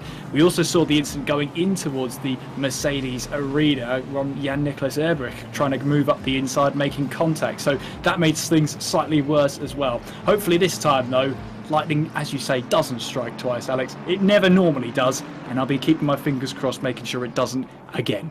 I've got fingers, toes, arms, legs, muscles crossed right about now here, Kieran, because we've got another full formation lap. So on offer here tonight on the third event of the HyperX Open Series here on World Pro Racing. A big thank you to everyone joining us. If you haven't done already, please make sure, if you're watching on YouTube, hit that like button, hit the subscribe button, and also the notification bell. So for the winner here at the Nürburgring, first place picks up a HyperX Alloy Elite 2 keyboard, the runner-up a HyperX Cloud Alpha S headset, and third, the final step on the rostrum, HyperX Pulse Fire Haste mouse. Lots of great gear, but with double the length of the previous race, it's going to be double the difficulty, it is going to be double the concentration, and it's going to be double the adrenaline as the drivers now make their way through in towards the final few parts of the circuit. They'll now be heading into Michelin, the left-hander, which will then take them to the right-hander here at Warsteiner. So here is the starting grid. Whitehead from Grant Smith on the front row. Seville and Riley, row 2. Kamenev and Ebrich, row 3. Vella and Speth, row 4. Ohak and Dixon complete the top 10. Then it's Crane in the 53 Audi in 11th. Hyla in the 40 McLaren. Leif in the 302 Nissan. Cox in the 158 Audi. Then it's Kunsabo, Muscat, Pereseda, Medvedevas. Then we got Adamczyk, Otti, McEwing, and last but by certainly no means least, the 25 Lexus of Andrea Rizzo. So, if we reset things, balance the ledger if you will. 1 hour on the clock. And now it is down to Whitehead and Grant Smith to control the pace. We saw a good start from Whitehead. He got the jump on Grant Smith, who got the power down rather nicely in the Porsche on the first time of asking, but the red flag has reset the ledger. Right, out to the final corner. 60 minutes of GT3 action here at the World Pro Racing HyperX Open Series at the Nürburgring, in what the place is really my second home in Germany. We wait with bated breath, and it is green flag racing all the way down to the Haughaken, and this time Luke Whitehead gets a better start. Seville gets a good start on Riley, and that's for third and fourth, and Jan-Niklas Everich trying to do the same tactic as we saw in the first start, and he gets a bit of a turn. Well, he gets a little bit of a contact with Dean Riley, but that was the slightest of nudges. And then Jan-Niklas Everich up the inside of Kamenev, going through the second part of the Mercedes arena, and gets up the inside. Does he get the position? For fourth, I think he's going to hang Kamenev out wide, and that could allow Dean Riley to get round the outside, coming out of the Mercedes arena. David Ohak ahead of one of the McLarens. There's Michael Pereseda now alongside with Andrea Rizzo. But Luke Whitehead is trying to pull away. Simon Speth dropped down the order. He's behind Ashton Cox, and then he's in the middle between him and Gergely Kunsaba. Tom Otti up the inside of Tom McEwing. That's for 17th position. As now they filter their way down through Ford into Dunlop for the first time of asking. A much, much cleaner start from the field, but no drive-through penalties assigned by the system software here on Assetto Corsa Competizione. But Luke Whitehead ahead by nearly 0.4 of a second. Now there's been a bit of a moment. That was Ashton Cox that was off the track, and I think he's been collected by another car. He's been punted off the circuit, exit stage left. The Shadow Realm has welcomed one unwilling participant, but Luke Whitehead brings them through into Advan as we reach the conclusion of lap 1, and Gergely Kunsabo, I think, was the other unsighted. Look at that clamshell bonnet there, Kieran. It's slightly out of alignment. It is, it's very slightly, so he's run into trouble somewhere. Has he run into Ashton Cox? We'll have to wait and see if we can get a replay on that one. But talk about the start. Second time really is the charm. We were 4 wide at the apex on the very first lap in the midfield. Meanwhile, Jordan Grant-Smith fancies his chances on Luke Whitehead. Didn't quite get the run out of Coca-Cola that he wanted, and now tucks into the slipstream. Meanwhile, Jonathan Seville fancies his chances for second place now, breaking down in towards Haughaken. Then as Jordan Grant-Smith grabs the inside line and holds on to second place. He's got to be careful about doing that because he might lose touch with Luke Whitehead, as there is Tom Otti down the inside of the Lithuanian of Arturas Medvedevas as he now moves into 14th place. Medvedevas trying to hang it round the outside through the first part of the Mercedes arena, but it's lost him a little bit of time here to Tom McEwing right behind. Yep, Jan-Niklas Everich ahead of Oleg Kamenev, but Kamenev looking towards the inside, going into the next left-hander, which was at Valvoline, now through into Ford, and then the run down towards Dunlop. It's Lexus versus Aston Martin. 5.4 litre naturally aspirated V8. Right, okay, let's have a look at this replay. Now, this is Gergely Kunsabo, who's right behind Simon Speth. Oh, no, he's going to get a tag. I think he's... Well, no, he slows, and then all of a sudden... Okay, let's just keep watching here. There's Tom McEwing, and he's going to banzai up the inside and turn the Hungarian round, and literally it puts him into a bit of a tank slapper situation. So Tom McEwing, that was all his own fault, but it looked like Ashton Cox just lost the back end of that Audi going through the Schumacher S's all on his own. Yeah, that did look like it from that angle, didn't it? As I'm still trying to figure out how the driver behind him, Shimon Speth, actually managed to avoid the exit stage left car of Ashton Cox. I'm still trying to figure it out in my head. He is certainly... That woke him up if that didn't already in this race. He's currently in 13th place. It looked like he didn't even get a scratch on that car in that one, so he's made it through. And as you say, Kunsabo looks like he then went into the back of Shimon Speth. Then obviously that reaction time is so instant there. It's almost impossible for him to react to that, the Hungarian, and then caught up in an instant with Tom McEwing going in towards the Michelin curve. No doubt the stewards will want to have another look at that one. Yep. So, Jan Heiler being chased down by Sheldon Scott Muscat. And there is Alex Leif from TPC Sim Racing. And also, Simon Speth. Now, this is the battle for 8th, 9th, 10th and 11th. As, Muscat looking to go for a bit of outside action. Round the outside, in the words of Eminem, goes Sheldon Scott Muscat. And he gets a little bit of a tag. And that has allowed Godzilla to strike right there and then. So, Alex Leif gets past Jan Heiler, but it allows Sheldon Muscat to complete the move up into what is P8. Now we go back to another replay. Now this is Ashton Cox. Now he was running in what was 14th position, so up into the Schumacher S's. Just watch closely. Back end steps out to the right, so full on Ingolstadt drift, and he couldn't keep that one held, and the back end stepped out to the right hand side, so it was from side to side there for the Audi. A real shame for Ashton Cox, as Peresada has ended up in the pit lane, it looks like. So no Miles Dixon. Could be that Peresada has maybe decided to call it a day, but Dean Vella is ahead of Dean Riley in the 22 Aston Martin from Sim Sports Solutions. I've just noticed in the YouTube chat, Harry Spears seems to be the most vocal of anybody at the minute. He says, I've got a feeling that Jordan might have a slightly mildly superb strategy up his sleeve.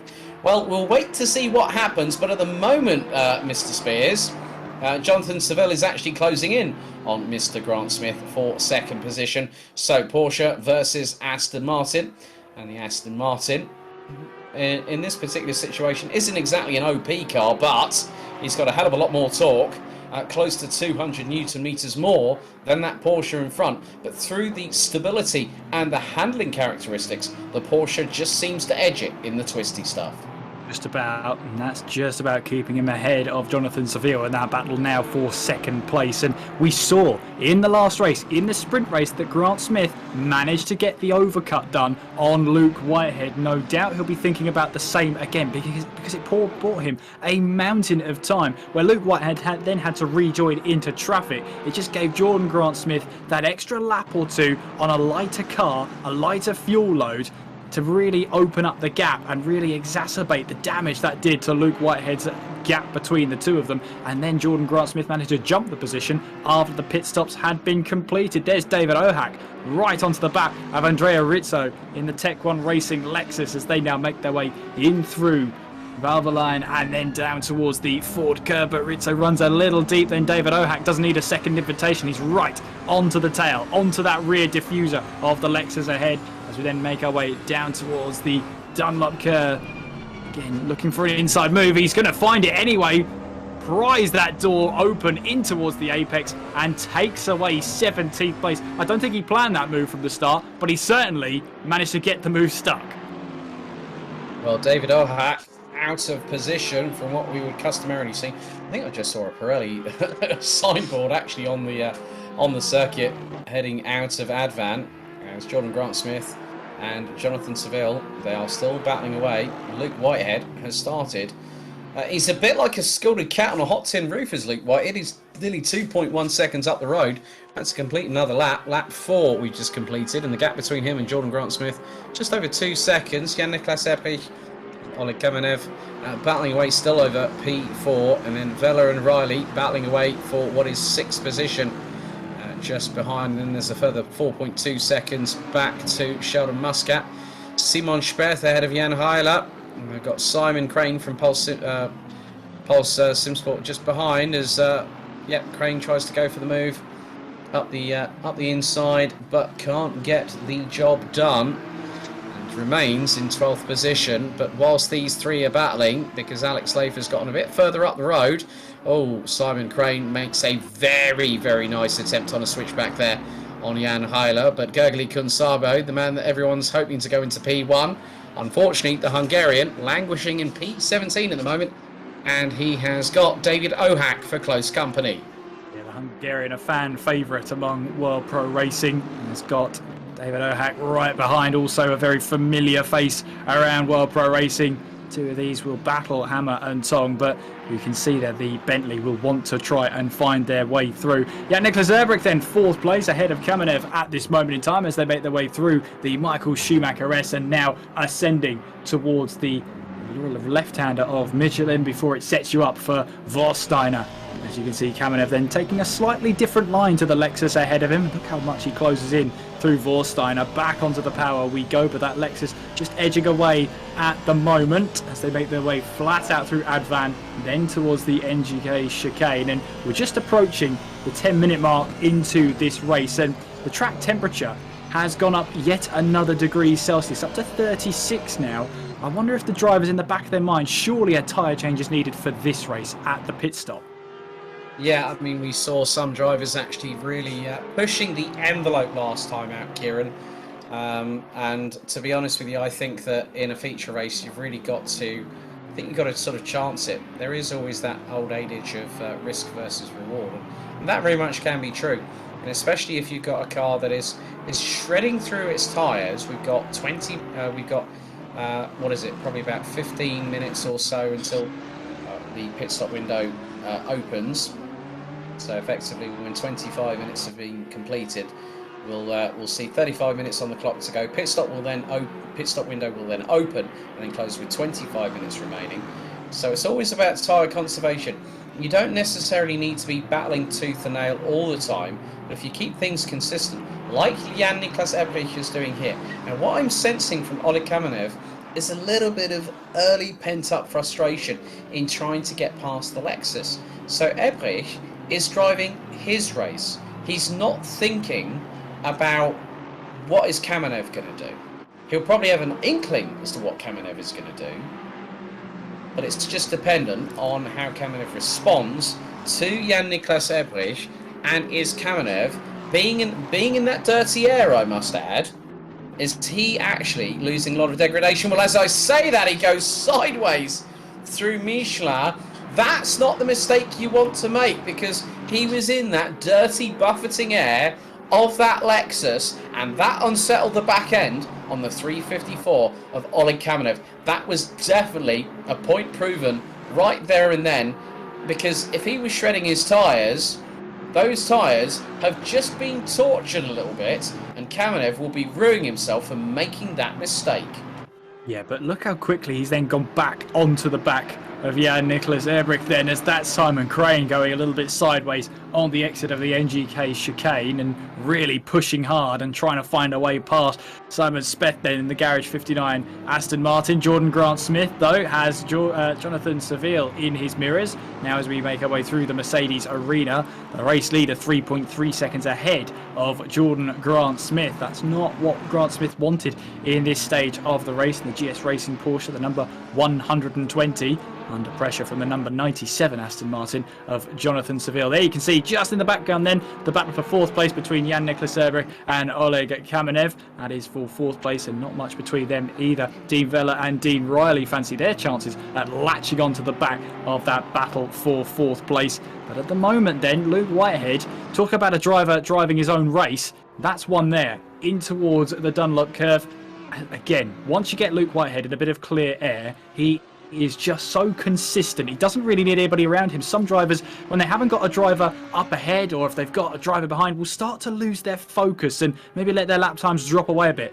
Nothing of the sort for Luke Whitehead. He is on the pace 100% of the race, 100% of the time. And normally you find if Luke Whitehead finds himself in a bit of trouble or didn't have the race he wanted, he does normally come back a lot stronger the second time around, as we're seeing here right now.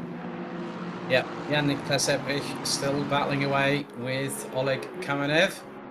And now, whilst they've been battling, look who's joining the party. It was a duo, it's now going to be a quartet imminently, because you've got Dean Vella and Dean Riley.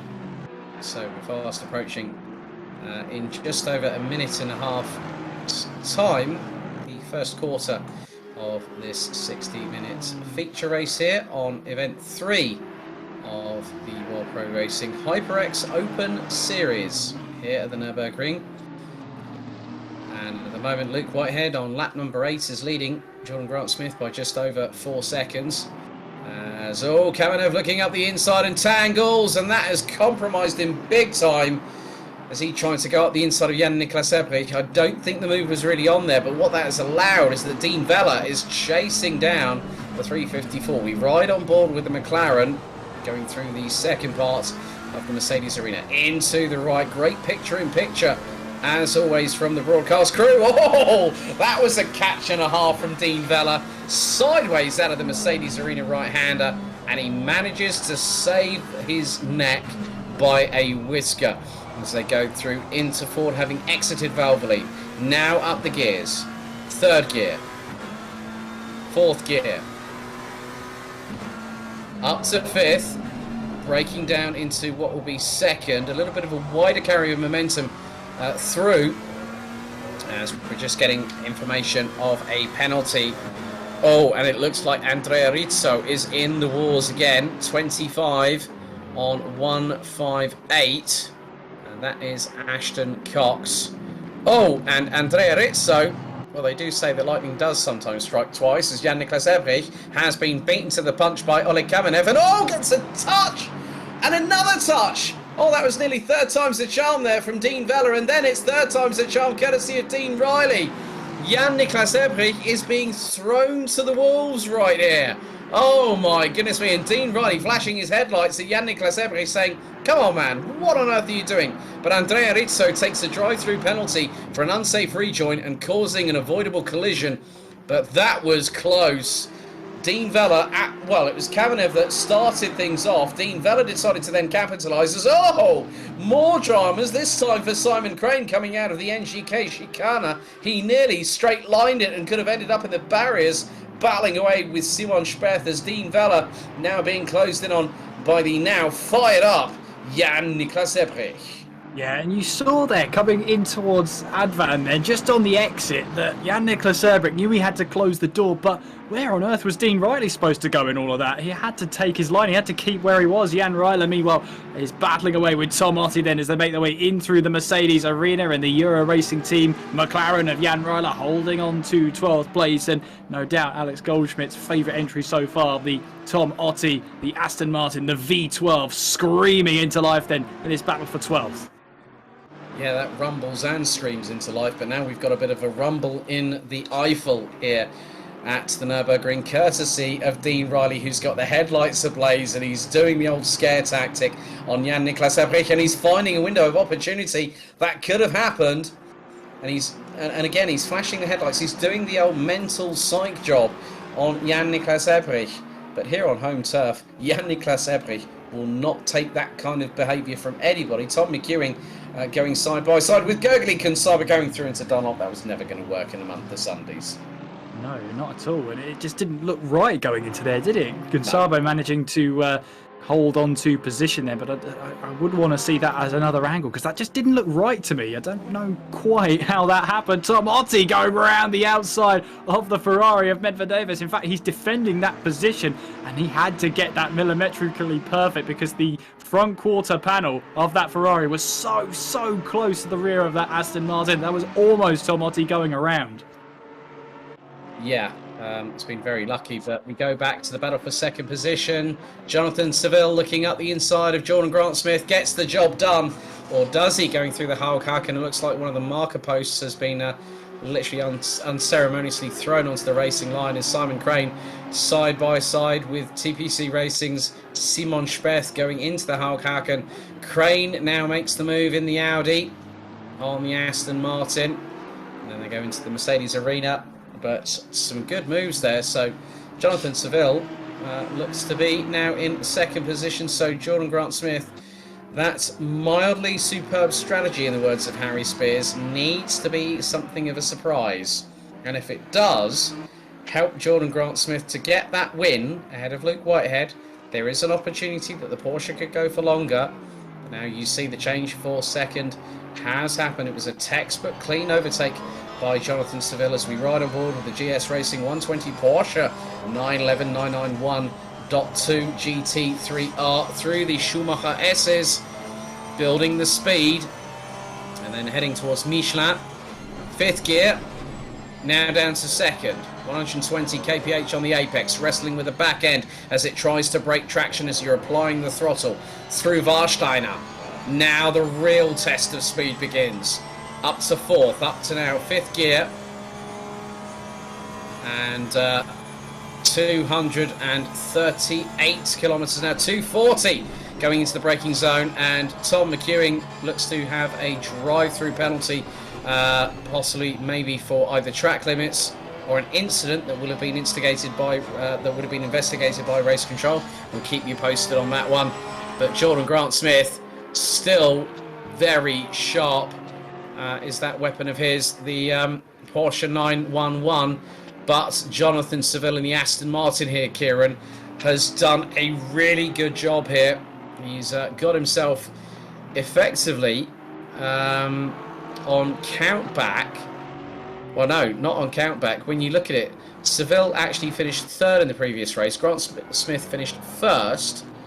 And Luke Whitehead, I think Luke Whitehead, he's just got to try and do enough to make sure that he stays on the top step. And if Grant Smith stays where he is, effectively, it could be close between him and Whitehead for the eventual win here, as we've got 40 minutes still to go on the clock. And we've got just under 5 minutes until the pit stop window opens for the second and final time of asking. Yes, and with that top three, you've got to take into account of the success penalty, which won't apply for Jonathan Seville or Jordan Grant-Smith, but may actually apply for Luke Whitehead, as he is a previous winner of the HyperX Open Series. So just bear that in mind. It's not over for Kamenev yet. He could yet find himself into that top three. All will be revealed, though, in the next 39.5 minutes. There is Erbrich then once again reigniting that battle between himself and Dean Riley. And this is one that could boil over if these drivers aren't careful now, as we make our way in towards the left-hander at Michelin and towards Vorsteiner once again, trying to roll the car in as you go downhill as you apply the power, as you now try and make your way through Advan now, flat out through here. And Dean Riley once again flashing the lights here as these two rivals once again butt heads. Yeah, Tom McEwing's drive-through, that is down to track limits, I'm afraid. System software caught that one out. So we now have Gergely Kunsabo will have to have a 5-second time penalty added for avoidable collision, and that was with Tom McEwing actually earlier on in this race. So when Kunsabo comes in for the pit stop, the car will not be worked on for 5 seconds, and then they can service the vehicle. Here's an interesting battle right here. Tom Otte in that rumbling, stumbling, bumbling Aston Martin V12 Vantage in the number 70, ahead of Jan Heiler in the 40 McLaren, and then Arturas Medvedevas from Lithuania rounding out the top 14, as all the Ferrari very, very late on the brakes right there. But still, at the moment, Luke Whitehead leading by just under 6.2 seconds, ahead of Jonathan Seville, Jordan Grant-Smith, Ole Kamenev, Dean Vella, and there is the battle for 6. It's still... This is like someone who's started a barbecue here, Kieran, and they've added a bit of additional petrol on the flames, and it has quite literally spontaneously combusted between these two. I mean, I'd love to say you took the words out of my mouth, but I just cannot come up with that better metaphor that you said there. But you're absolutely right. Erbrich here has got that hard-charging Dean Riley right behind him, and as I said before, it is threatening to boil over this battle for 6th place. And look at that behind. Sheldon Muscat has got the front row seat, that popcorn view of this battle for 6th, and he will be absolutely ready to take advantage of anything that falls awry of these two drivers. Flat out they go through Advan, now ascending their way towards the NGK chicane, and you see Dean Riley just trying to fill the mirrors of the Lexus then as they file their way through in towards the final corner at the Coca-Cola curve. All about your exit here, all about hitting the apex and trying to get the power down. Don't want to lose too much momentum out of there. Erbrich then has got to be careful for Dean Riley. He'll try and use the toe down the start-finish straight and then down towards the very first corner at Horghaken. But yeah, you can see there, Dean Riley not close enough this time around to have a go, but he can certainly have a very nice close view of that rear splitter of the Lexus. If it was a boxing match, it'd be Lennox Lewis versus Evander Holyfield between these two right now. But, as you said, Sheldon Muscat is the one that's got the popcorn in his lap, just waiting for things to transpire. But good to see that Sheldon, despite what happened in race 1 earlier on, as we ride on board with the number 63, well, just looking at from previously, Sheldon actually finished outside of the top 15, so to now be in the top 8 is a pretty good response. And in terms of his qualifying, Sheldon actually started in what would have been P17, so he's been like a bit like the old rat up a drain pipe. He's actually made up 9 places in the last just under 25 minutes, but we are 30 seconds away from our second mandatory pit stop. So we had a 10-minute pit stop window in the sprint race. We've got a 10-minute mandatory pit stop here in the feature race. As this trio making their way through Warsteiner and now down in towards Advan. And that Pirelli board still sitting on the outside of the racing line. Someone decided to take it for a bit of a ride, as now pit stop window officially open for the feature races. Jan-Niklas Ebrich still holding on, and look, Riley and Muscat have got themselves out of dirty air and into the pit lane. They have indeed, and they were waiting for their engineer to call that pit window open, and they dived into the pit lane. Almost like they backed out for a second there as well. Just let off the throttle a little bit. Let that counter camp down to when the pit window opens. They will be the first two drivers into the pits. So Luke Whitehead then, there you can see 7.1 seconds ahead of Jonathan Seville. And really, since lap number 2 in this race, it's going all his way at the moment. He's just got to make sure he's not caught out at the pit window again, because although he has this lead, depending on when he pits and how many other drivers pit around him, he could rejoin in traffic, and all this hard work would have been undone. He'll be looking and seeing really where people are, how pit stops are going, how many need to make their stop. He might try and go as long as possible into this race to make sure he's one of the last to stop.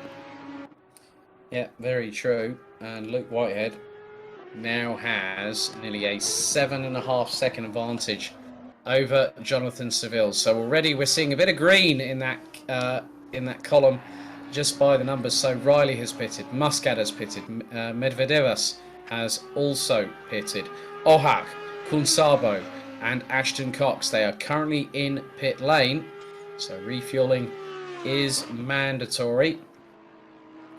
And with 8.5 minutes still to go on the pit stop window before it closes for this particular race itself, these drivers now will have a lot going for them, but also they'll have to push the limits of adhesion and also the limits of endurance as well, because it isn't easy doing a 15-minute free practice session, a 15-minute qualifying session, a 30-minute sprint race and a 60-minute feature race, and then also all the practicing leading up into this race. So they have spent plenty of hours behind the wheel of their sim, and at the moment Tom McEwing and Andrea Rizzo out of the driver's position from 13th to 20th have yet to take their mandatory pit stop. Alex Leif and Simon Speth have decided to do so just before the 7.5 minute remaining mark on the pit stop window, but Jonathan Seville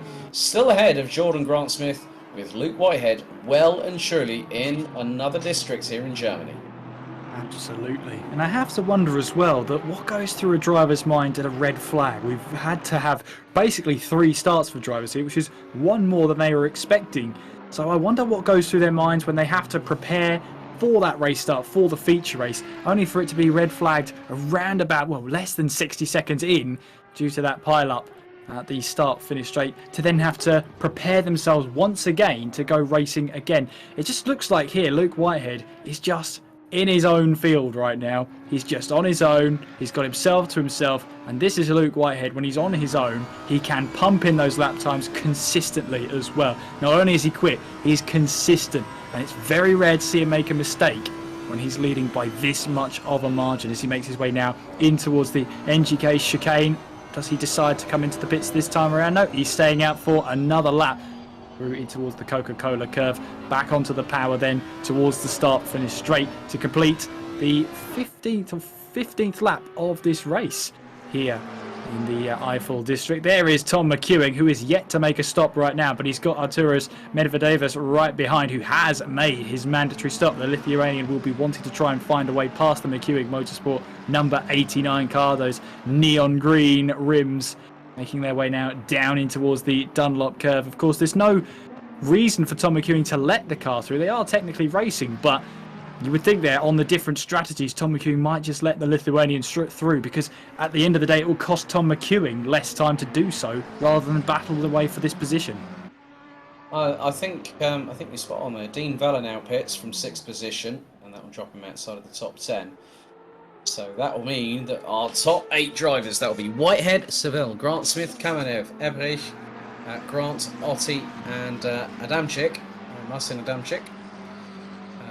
Those will be the drivers that still need to pit, and we've got just over 5.25 minutes of that pit stop window remaining. So Dean Vella will now start to make his way out of the pit lane, which he is starting to do. Luke Whitehead could put in maybe another couple of laps again. So he's running. So halfway through the race, halfway to go, just under 30 minutes remain, and also just under halfway to go on the official pit stop window. But it has been textbook driving from Luke Whitehead. He's just literally just doing exactly what he needs to do. He's running his own race. I love the bit above the rear diffuser on the back of that car. Dirty air. That's just telling the driver behind what they're experiencing if they find themselves behind Luke Whitehead. Speaking of which, he comes into the pit lane, then the race leader of the feature race into the pit. Do any of the drivers around him react? No, Jonathan Seville stays out, hoping that there'll be an element of an overcut. It's worked before against Luke Whitehead at this very circuit. We saw that in the sprint race. Does lightning strike twice? Well, with a 7.5 second gap between Luke Whitehead and Jonathan Seville before Whitehead pitted, it is, well, very favourably on Luke Whitehead's side, this strategy. Yeah, I think so. And we could wait and see. There is Whitehead. He's going into the pits. Let's just keep an eye on what happens here. Great picture-in-picture work by the broadcast crew. As always, the World Pro Racing headquarters in Malta. And we'll be Justin and Nathan Mifsud doing that. So one of the interesting things is that that car from Luke Whitehead has not gone on the air jacks. No. So that means he's putting in fuel. So if it was going up on the up in the air, there would be a full set of new tyres going on there. But he must have confidence in that car to keep going. Well, actually, he must. I think that was nigh on a 30-second stop. So I think Whitehead. I think he's put fresh boots on. We could see that in the respective times. But he now exits the pit lane, and we just have over 3 minutes of the pit stop window to go. Jonathan Seville, Jordan Grant Smith, Oleg Kamenev yet to pit, and it looks like Adamczyk has also done so. So then you've also got Jan-Niklas Ebrich and Tom McEwing, all still yet to pit, and they have got less than 3 minutes to do so. I think Seville on this next turnaround coming through into the NGK chicane. If I was Jonathan Seville from Pulse Simsport right now, I'd be looking to pit and try and get the undercut on Luke Whitehead. Well, we'll see, because Luke Whitehead's rejoined in a really ideal position. Jonathan Seville into the pit lane. The Porsche, though, with Jordan Grant Smith, I think, has stayed out. He has. So he will go out for one more lap. So he'll have to pit in next lap. Otherwise, he'll be given that penalty at the end of the race. Luke Whitehead just about rejoined ahead of Dean Riley. There he is now, rising through the Schumacher S's. That is so important, because look at that clear air he's got between himself and the next car, which is actually a car that's going to be a lap down in Andrea Rizzo. So he's got so much clear air, so much of the track to himself. This is an ideal part for Luke Whitehead. Time that pit stop to perfection as well to get ahead of Dean Riley. Nothing to worry about with the traffic. It's just him now pushing on and trying to make sure that he rejoins ahead of Jonathan Seville. There you can see the picture-in-picture. Seville now leaving the box then and making his way down the pit lane. Obviously 50 kilometers per hour is a very slow pit speed limit, but he makes his way towards the pit lane exit and will rejoin very comfortably ahead of Luke Whitehead. Something tells me there weren't any tyres on that new car there. He's just gone for fuel, surely. Oh, and Oleg Kamenev has just been given a drive-through penalty.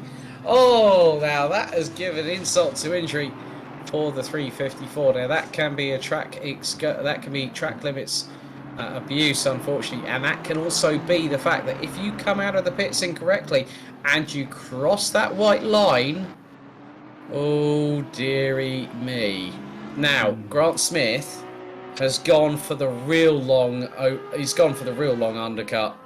So Jordan Grant Smith will have timed this to absolute perfection of doing the massive undercut on everybody, and he's quite a considerable amount ahead of Luke Whitehead. Now he pulls into the pit lane with 30 seconds on the clock. That has changed that could change quite a few things. But now, Jonathan Seville making his way into Michelin. That thunderous roar of that throaty V8 4-litre twin turbo. So there is, we've got our picture-in-picture. Grant Smith in the pits. So pit stop window has officially closed. Everyone has made their mandatory pit stops. That was a quick pit stop and a half. Now, Jordan Grant Smith. Now, Seville's tyres are already up to temperature, up to full speed. Grant Smith has got to punch it coming out to the start. And now here we go. Jordan Grant Smith, the mildly superb strategy. No, I wouldn't call it mildly superb. I would say that was absolutely 100% spot on. Perfection personified by Jordan Grant Smith. And the gap that he has got over Jonathan Seville will be seen very shortly. Oleg Kamenev comes in to serve the drive-through penalty. But there you see Jordan Grant Smith. And he is a considerable distance ahead of Seville. Jan-Niklas Ebrich, interestingly enough, is ahead of Luke Whitehead. And Whitehead's down in 4th position. So Grant Smith has played the ultimate in the playbook. And I'm sure that Harry Spears, have you been whispering sweet nothings into Jordan Grant Smith's ears at this particular moment throughout the race? Because that was spot on the nose there, young sir. Grant Smith has a 10.4 second advantage. And now we have 23 and a half minutes on the clock. Now, I will say two things here, just to sort of counteract the balance, the scales, if you will, here, Kieran, that it could be absolutely brilliant, or it could be that something might happen that upsets the apple cart. I'm not going to say what, because I don't know what might happen, and a real shame for Hamada Erquizi, who just said, that is exactly what I was planning if there were better service from Kunos. That is a real shame, and it would have been great to see Hamada Akizi, see him battling at the front. I mean, he built up that 5-second gap in the sprint race early on, and unfortunately it came to nothing. Yeah, Nicholas Erbrich, though, there's Luke Whitehead looking for a move in towards the Coca-Cola curve, and you can see there Erbrich left the door open, and Luke Whitehead sails his way through and up into 3rd place, and just sticking a nose down the inside and seeing how Erbrich reacted, well, Erbrich gave him the space, and Luke Whitehead didn't need a second invitation for that one and took it. Now up onto the podium places. Yes, indeed. Yes, indeed. So, we have 22 minutes and 18 seconds on the clock remaining here at event 3 of the HyperX Open Series here on World Pro Racing. Live on Facebook, Twitch, YouTube, and now there's been a bit of a moment. Now, that was Simon Crane. Simon Crane from Pulse Simsport just had a howler of a moment going through Coca-Cola. Unfortunately, that is a real shame.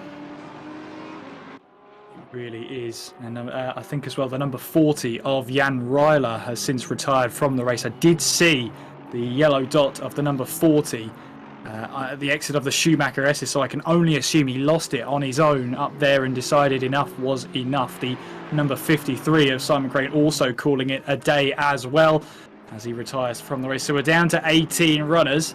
And there is Jonathan Seville. 10.2 seconds is the gap between himself and the race leader. Watch out for Luke Whitehead, though, because he's very much closing into the back of the Pulse Simsport Racing number 97 Aston Martin. 3.3 seconds it was at the last timing line. Next timing line is coming up very shortly on the run now through Advan and on towards the NGK chicane. We'll see what the gap is between Seville and Whitehead coming up there. 2.7 seconds. So that's 0.6 of a second, really, through one timing loop. Yeah, that just shows how quickly you can close that gap. So, yeah, it's still all to play for. Arturas Medvedevas battling away with Oleg Kamenev, who's fired up after having to serve that drive-through penalty. That will be for track limits, and that can just show you through a race like this, you have to be on point, you have to be precise, you have to be consistent. Make no unforced errors. And the unforced error from Oleg Kamenev was a very, very costly one as they go through into the NGK chicane. Kamenev was looking up the inside, going through into Avan, but Medvedevas not letting the 354 Aston Martin get through. But as they come through Coca-Cola, looks like a good run from the Aston Martin on the Ferrari, heading down the start-finish straight. Yep, could look for a move, could size up an opportunity down in towards Horkhaken, then looking for the inside move on the Lithuanian, but Kamenev has to back out of that one, just putting Medvedevas under a little bit of pressure then through the first turn, now in towards the Mercedes arena. Jonathan Seville has just taken 1.5 seconds out of Jordan Grant-Smith. In retaliation, Luke Whitehead has taken almost a second out of Jonathan Seville. It's almost like the race is starting to close up at the top three. This one is far from over between those three. Yeah, I think Whitehead, by taking that slightly longer stop, has really put himself into the fray. Has really put himself into contention, and that just shows the sign of a driver that is very much switched on. And Luke Whitehead only joined H2R Racing a few months ago, towards the tail end of 2020, if memory serves me correctly. And you know, his skill set that he's managed to improve and to also build upon has shown just how credible he is. And now Whitehead is 1.3 seconds behind Seville, as now Kamenev closing on Medvedevas. You can see that Seville not closing in as much as he'd like on Grant Smith, but Whitehead, I think, has got that pace. If he can close that gap up really quickly to Seville and get past, Seville is like the cork in the bottle. Yeah, and I think as well, this proves that Luke Whitehead is on some fresh rubber compared to the two ahead of him who are not. They couldn't afford to. Medvedevas under pressure here from Oleg Kamenev, who wants this position. He wants his 11th place. He'll take the inside line in towards the NGK chicane, and Medvedevas just lets him have it. Then he had the car alongside Kamenev up into 11th place. His next target will be Tom Otti, who's around about 7 seconds up the road. Yeah, there's Jonathan Seville, and there is Luke Whitehead. Oh, it's already happened. So Seville opting not to change tyres, and now Whitehead, I think, has pulled a bit of a masterstroke here. So he will get the run of the window of opportunity has been made. It hasn't come to Luke Whitehead. He's made that window of opportunity appear out of thin air, and now the gap is 0.6. It was nearly 1.3 seconds on the last intermediate. So now Luke Whitehead has the bullseye on the back of that rear bumper of that Aston Martin from Jonathan Seville, right in his crosshairs. And it is not going to be a case of if, it's going to be a case of when does Luke Whitehead pull the pin on the grenade, throws it at Jonathan Seville, and gets past for second position. We'll have to wait and see as we see Dean Vella having to keep Simon Speth at bay, then in towards the... He's got the Michelin and Vorsteiner complex, then back onto the power. A little bit of a kick of gravel up then from Dean Vella. Meanwhile, we're going side by side already. Then Luke Whitehead trying to find the inside line of Jonathan Seville as they pass the start-finish line. You see there the Aston Martin just about has the nose ahead, but Luke Whitehead has the fresher rubber. He can slow that car down more effectively. He'll take the position away for now, and he'll have the inside line in towards the Mercedes arena. Nice move from Luke Whitehead. He's up into second place, and where Grant Smith and Seville had to not change tyres. They wanted the track position. 7.7 seconds is a huge margin. Even if you're on fresher tyres to try and close in on someone else, they knew track position had to be critical. But Luke Whitehead on fresher tyres has already dispatched of Jonathan Seville. His next target, just over 8 seconds up the road, is the race leader, Jordan Grant-Smith. All I'm going to say is 2021 Spanish Grand Prix, Lewis Hamilton versus Max Verstappen. I think we've got a Barcelona situation here at the Nürburgring here today. Now that gap's already gone down to 8.1 seconds, so Whitehead has done the a la Mercedes strategy, even though he's in Ingolstadt's finest. Simon Speth battling away with Dean Vella, and the German has got past the GT Omega RPM esports driver for what is now 8th on the road. Tom McEwing and Gergely Kunsabo battling away over what is 14th position, and just behind them Marcin Adamczyk in the 321 Audi. So we're fast approaching into the 4th and final quarter of this race in just 15 or so seconds time. Now Whitehead is already starting chipping away at that time. That gap now between him and Jordan Grant-Smith is 7.7 seconds. Well, Grant-Smith goes on to lap number 24. Whitehead will cross the line very shortly. So let's see what the 408 has in the pocket now. Just under 7.4 or 7.5 seconds between the pair. And I think with that pace that Whitehead is showing here, Kieran, I think Grant-Smith knows that the Luke Whitehead freight train is up to full speed. Yes, and Grant-Smith's got to be careful here because he's got to manage his tyres to the very end. Tom McEwing then having to defend from Kunsabo going in towards the Dunlop curve, and that little bit of camber towards the apex of the corner really helped out McEwing there. And there you can see Adamczyk is right behind, looking to try and take advantage in that 16th place spot. Tom McEwing managing to hold on to 14th place in the McEwing Motorsport McLaren. And then you've got Kunsabo in 15th place right now, running the slightly unusual for him, number 38 in the gifted racing team, Aston Martin. He won't be happy with that car number, that's for sure. Yeah, it's not one that we normally see Gergely actually run with, to be honest with you, Kieran, but nevertheless, he's still doing his absolute utmost to battle with the likes of Tom McEwing. And also, you can see as well, McEwing, the rear right on that McLaren, decides to go a bit skywards, like a Yorkshire Terrier cocking its leg a little bit there in terms of a reference point. But the good thing is McEwing kept that car nice and stable through the apex, and has kept ahead of Gergely Kunsabo. But there's still all to play for because we've got just under 13.5 minutes to go. Yeah, and Kunsabo once again trying to just see if Tom McEwing will react to a move then, as we now make our way through the Mercedes arena. There you can see Adamczyk again trying a different line, but I think he's just holding on and having the popcorn moment at the moment. He's got the best seat in the house of that battle for 14th place, and he's just waiting to see what happens between the two ahead before he commits to a move. These three drivers are quite a distance away from David Ohak, so they're focusing now on 14th place.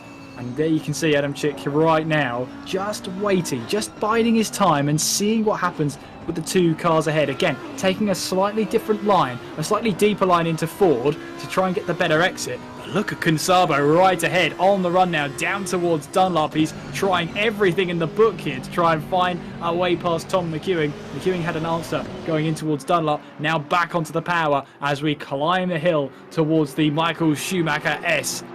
Taking plenty of curb on the right hand side on the entry then, the suspension can take it. And the Hungarian wants to find a way past the McEwing Motorsport car. He'll look to the outside now, going in towards Michelin. Has he got the line there? No, McEwing just about stays ahead then. And Kunsabo runs wide and might find himself having a compromised line going in towards Vorsteiner. But he actually gets recovered by the cambered nature of the right-hander. So he's able to get back onto the power, back into the slipstream, and back into the toe, up towards the chicane here, the NGK chicane. He's going for a move round the outside on entry. He'll have the inside line going through the second part. It's door to door between the two of them, but Kunsabo does find his way ahead. And now Adamczyk tries to find his way through. He makes contact with McEwing going in towards the Coca-Cola curve, but Kunsabo moves into 14th place, and that's McEwing down to 15th. Adamczyk tried to find a way through, but couldn't quite do it. Right, the gap is being decimated. First to second was 5 seconds. It's now 4. Grant-Smith has now got trouble. Well, he's not looking for trouble. Trouble's going to find him because there is Luke Whitehead. The gap is closing. Now, Harry Spears said, I predict Luke will catch up with about 2 laps left.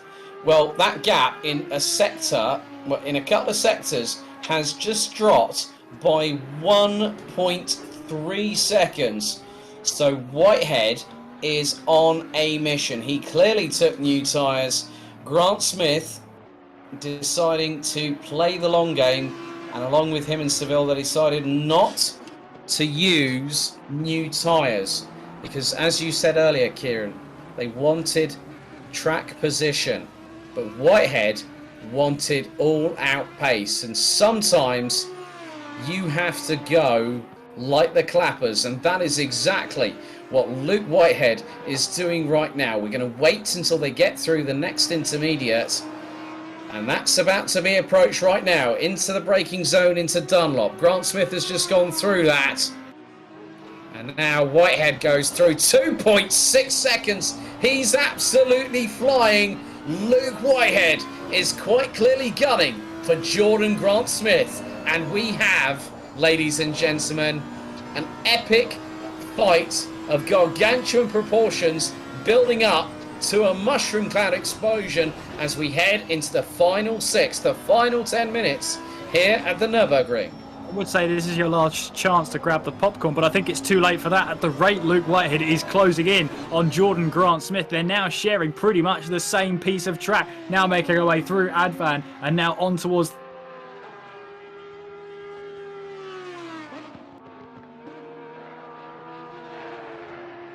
2 seconds, another 0.4 of a second in that timing loop alone through in towards the final corner at the Coca-Cola curve. And Jordan Grant Smith has come across one driver in particular, Ashton Cox, who I think has just peeled off into the pit lane, and he has maybe trying to go for the fastest lap of this race. You never know, he does love to be in these races, and even if it's not going his way, he'll stick around till the checkered flag. Luke Whitehead though is on a mission, and his teammate Hamada Akizi is giving him all the praise in our chat on YouTube. Tom McEwen going side by side with Adam Chick then, and just about holding on to 15th place. That's going to be an elbows out battle for 15th. Yeah, I think the tyres have fallen off the cliff for Jordan Grant Smith, as has Hamada Akizi. He's basically said Jordan has no tyres. Well, that was pretty evident because the gap is 2.3 seconds. I think probably the next time we go through another intermediate, I think my bet here, I'm not a betting man, but a sportsman's bet is very much paramount here. Probably through the next intermediate, I would say that Luke Whitehead will be within 2 seconds. And, well, there you go, 1.6. So Whitehead, on average, has been taking anywhere between 0.6 to 1.1 second out of Grant Smith. And now he knows that Grant Smith is like a wounded animal trying to get away from the wolf pack, and at the moment the wolf that's hunting it down has the 4 rings on it. So it is Weissach versus Ingolstadt, it is Porsche versus Audi. We head into the last 7 minutes and 50 seconds as Whitehead using all of the track and then some to really get the run going through into Advan. We're going to hit another intermediate. So it was 1.6 seconds, well it was 1.7. So Grant Smith looked to gain about 1/10 on the previous sector, but then it's when we get to this long part on here.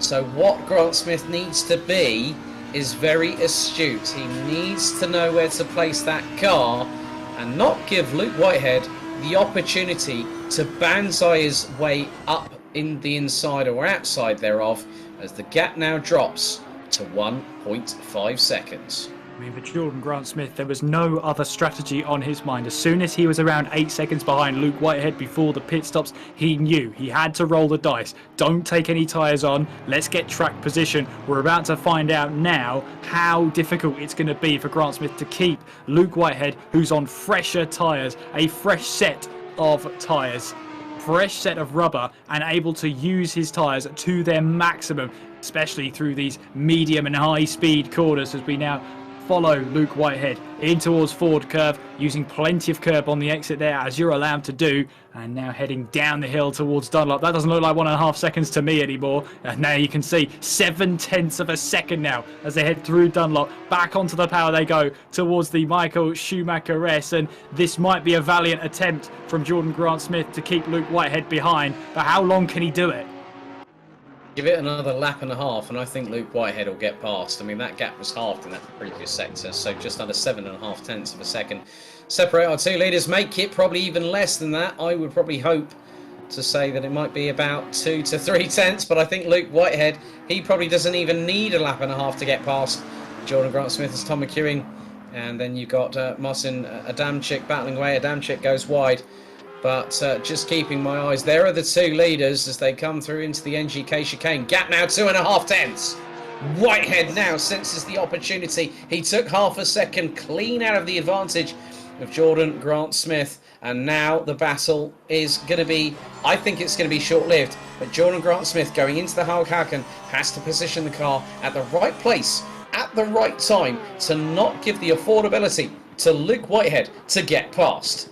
Luke Whitehead's got to play his game here. He's on fresher rubber. He knows through some of these corners, Jordan Grant-Smith just hasn't got the tyres to hang on. It's all well and good trying to force the move, but Luke Whitehead here will just have to play a little bit of a patient game. Meanwhile, Tom Otte is battling away with Oleg Kamenev. That's for that last top 10 position then, as Tom Otte in that fantastic V12 Aston Martin trying to hold back Kamenev then as we make our way up the hill then towards the NGK chicane, and I think Tom Otte's just got that position for now. But how about the battle for the lead then? As you can see in the picture-in-picture, Grant-Smith holding on to that lead for now as they run now down towards the Dunlop curve. Now this is where Luke Whitehead might have a couple of issues. He got past Jonathan Seville. There's very limited places you can actually make an overtake stick here. This could be one of them, because out of the Dunlop curve then, he gets a little bit sideways, does Luke Whitehead. That compromises his exit, and that gives a lifeline, another one to Jordan Grant-Smith through the Michael Schumacher rest, and you can see just how close Whitehead is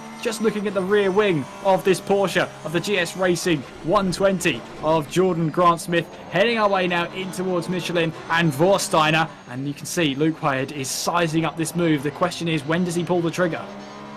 I mean, not that far away, I would have thought, but the gap between them, 0.3 of a second last time around. We're going to go through to another intermediate very shortly as they hurtle their way through Advan. Now that's a great run by Luke Whitehead. He's looking to the right-hand side of the Porsche, going through into the NGK chicane, looking to get the cut back. And he could get a really good run coming through. And look at how feisty Grant-Smith has literally become. He's gone to Whitehead. Right, you want to get past me? You got to do it right. I'm not going to give you much of a window of opportunity. So we got this, plus an additional lap. Look how frantic! He was doing the old ninja hands like Pato Award for Arrow McLaren SP in IndyCar. Whitehead looking to the outside. Oh my goodness, through the Mercedes arena, Grant-Smith hangs on in the Porsche. Shredded tyres and all. He's kept Luke Whitehead at bay, and that was an absolutely epic defence. Whitehead knew that he's got to fight for it. We're on the penultimate lap of this race, lap 30. We're going to hit a total of 31 laps here in the feature race, and my goodness me, Kieran McGinley, we've got one hell of a finish coming right up. I tell you what, if Jordan Grant-Smith can grab the apex of each and every corner, it's going to make life difficult for Luke Whitehead. They're going to run side by side, though, in towards the Dunlop curve. Has Jordan Grant-Smith done enough to keep Luke Whitehead at bay for just another corner? They'll run side by side on the exit then as they run now up towards the Michael Schumacher S. Not normally you see cars go too wide through here. We're about to see it then, door to door through the Michael Schumacher S. They're still running side by side now as they make their way now up towards the Michelin curve. Luke Whitehead has now got himself ahead of Jordan Grant-Smith then as they make their way through, and a move that we thought was inevitable. Valiant attempt from Jordan Grant-Smith to hold the position, but Luke Whitehead on fresher rubber gets the move for the lead. That was timed really, really well. We had perfection personified for the pit stop for Jordan Grant-Smith, but on pure pace, Luke Whitehead made the right call, and now you can see those tyres really dropping off a cliff. Grant-Smith cutting the grass on the inside of the NGK chicane, and as Hamada Akwizi once said, he has just said in the chat, that was epic. Hamada, you're not kidding. You took the words out of both of our mouths right now, as Jan-Niklas Eppich and Dean Riley back at loggerheads, these two. This is for the... I'm not going to repeat what Hamada Akwizi's just put in the YouTube chat. But yes, it's definitely what Sebastian said, that you need to have big... I'll let you finish in the blank, ladies and gentlemen watching at home. But we're on the final lap, 60 seconds to go, and Whitehead already start stretching an advantage. He's going to be at least well over a second up. But I think probably just by my mathematics that I think that Jordan Grant-Smith, I think will effectively take the victory here this evening. We'll wait for official confirmed scores post-race from the crew, the broadcast crew over in Malta. But it has been an epic evening of really revved up racing here tonight at the Nürburgring for the third event of the World Pro Racing HyperX Open Series. Don't forget you can go to worldproracing.com for further information. Head to worldproracing.com/events to get yourself signed up to even, say, the Duo Series, which has plenty of spaces available next week on Tuesday. We also have the concluding round of the Alpine GT4 Championship on Wednesday. The next round of the AMD GT4 Championship and the penultimate round of the, the next round of the World Pro Racing Assetto Corsa Competizione Sprint Series. So the timer strikes 0, and after 60 minutes here at the Nürburgring, with an absolutely audacious call in the pit stop phase, a brand new set of boots, it's catapulted H2R Racing's Luke Whitehead to the checkered flag and the victory after 31 laps. But still, Jordan Grant-Smith, hats off, sir. A first in the sprint race, a second in the feature race. Jonathan Seville will again, for the second race in succession, take third position, and that effectively gives provisionally the Pulse SimSport driver the Pulsefire Haste Mouse this time around. Jan-Niklas Epprich in fourth ahead of Dean Riley. Alex Leaf and Sheldon Muscat ran out the top 7. Simon Speth will come across the line momentarily ahead of Dean Vella to round out the top 8. The 54 from GT Omega RPM Racing takes 9th ahead of Oleg Kamenev. Tom Otti will finish in 11th ahead of Arturas Medvedevas. David Ohak, Gergely Kunsabo. And we've got Marcin Adamczyk, Tom McEwing, Andrea Rizzo. And that was the last of the 17 classified finishers. But Luke Whitehead takes the feature race here at the World Pro Racing HyperX Open Series here at the Nürburgring in the Eifel regions of Germany. Grant Smith and Seville round out the top 3, but under the bright Eifel sunshine, it's one apiece for Grant Smith and Whitehead here at event number 3.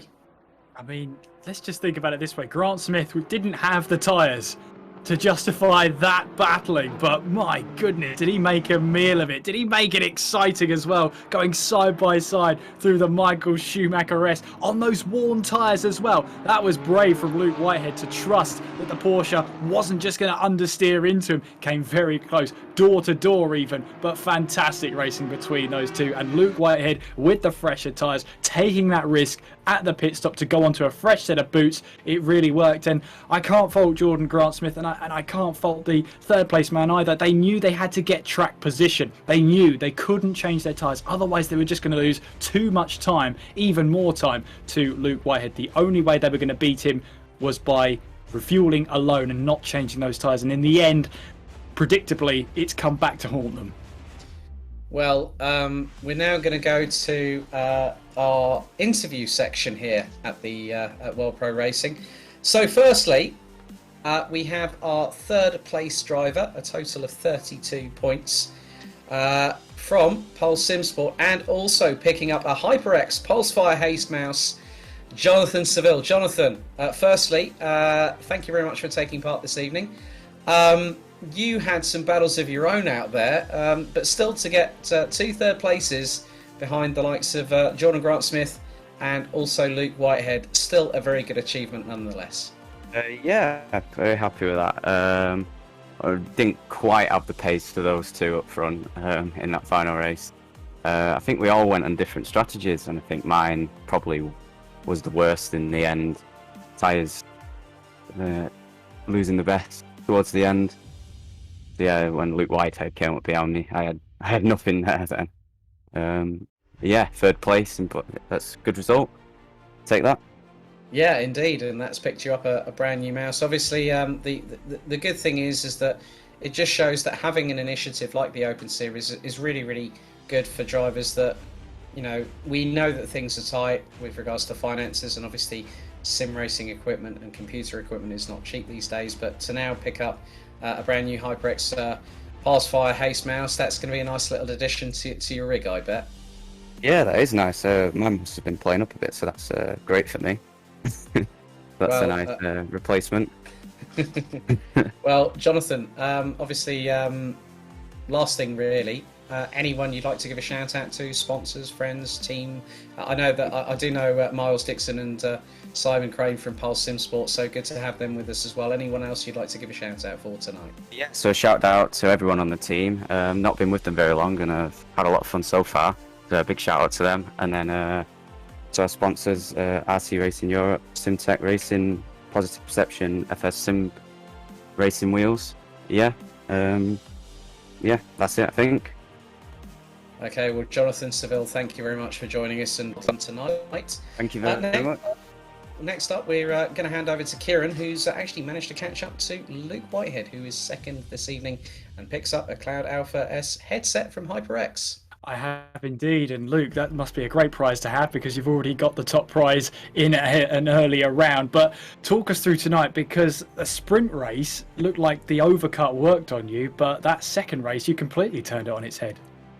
Yeah, definitely. I mean, race one, I did a terrible job in the pit stops. I was way too conservative, and I actually overshot my pit box as well. So it was not a good moment for me, and I also nearly crashed on the outlap. So race one, bit of a nightmare from my part, and Jordan did really well to hold on to it.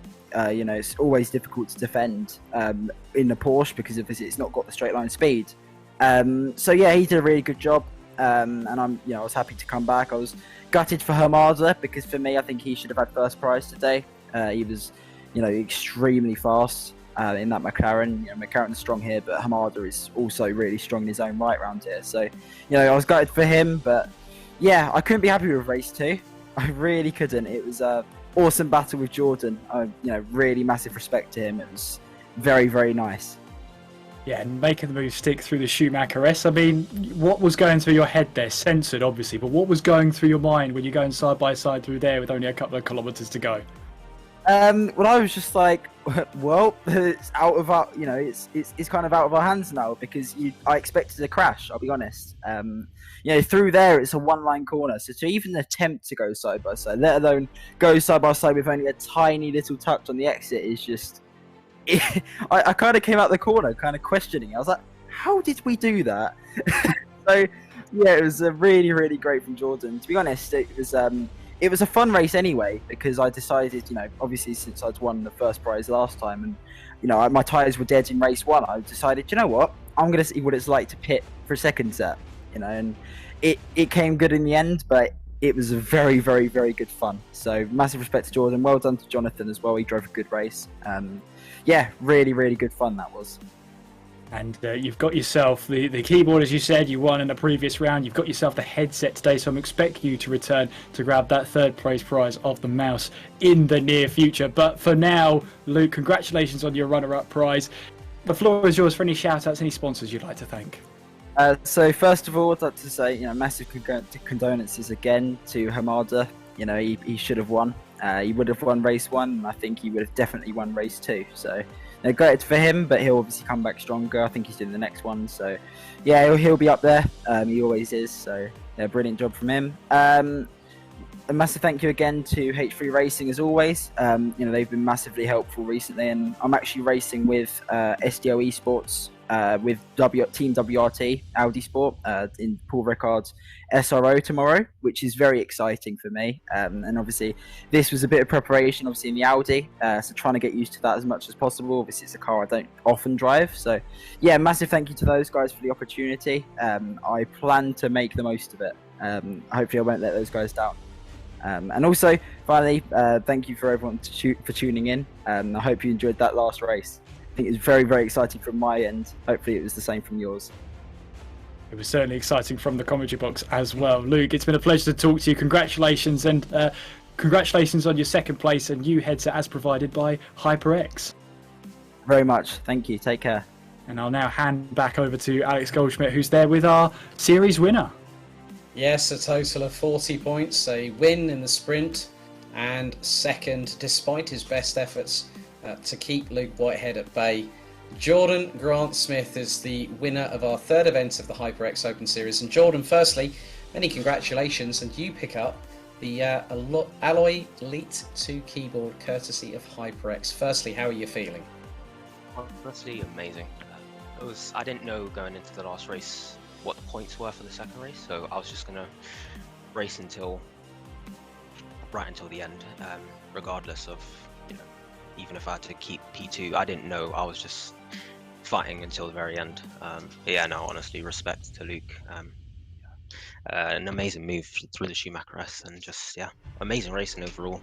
It was really good to have like such different strategies and then have it come together right at the end. But yeah, really good job to Luke on the second race as well. I have to say kudos to you in particular. Both yourself and Jonathan decided to not opt to take a fresh set of boots in the pit stop phase, and Luke decided to change things up and go for broke, and it paid off. But just from your perspective, when he decided to plant the Audi where he did on the Schumacher S's, was your first thought, sort of like probably in the words of, this is going to get rather close and personal right about now? Actually, quite the opposite. I make it my objective to be able to go too wide anywhere. I believe it's possible, and as long as there are two drivers who are cooperating and being clean, as Luke was, it's certainly possible. And yeah, it's nice to know that it's paid off, and yeah, hope it was certainly fun in the car. Well, you've picked up the keyboard courtesy of our sponsors at HyperX. Is there anybody else that you'd like to give a shout out? Sponsors, friends, family, before we let you go? Shout out to Simstrata Technologies, my commercial partner, and shout out to Harry Spears for strategy advice that really paid off in the end, and it was really close. Well, Jordan, well done tonight, and I have to give a shout out to Harry Spears. Always very talented, whether it be on driving duties or strategy call. But congratulations, Jordan, once again. Take care. So, Kieran.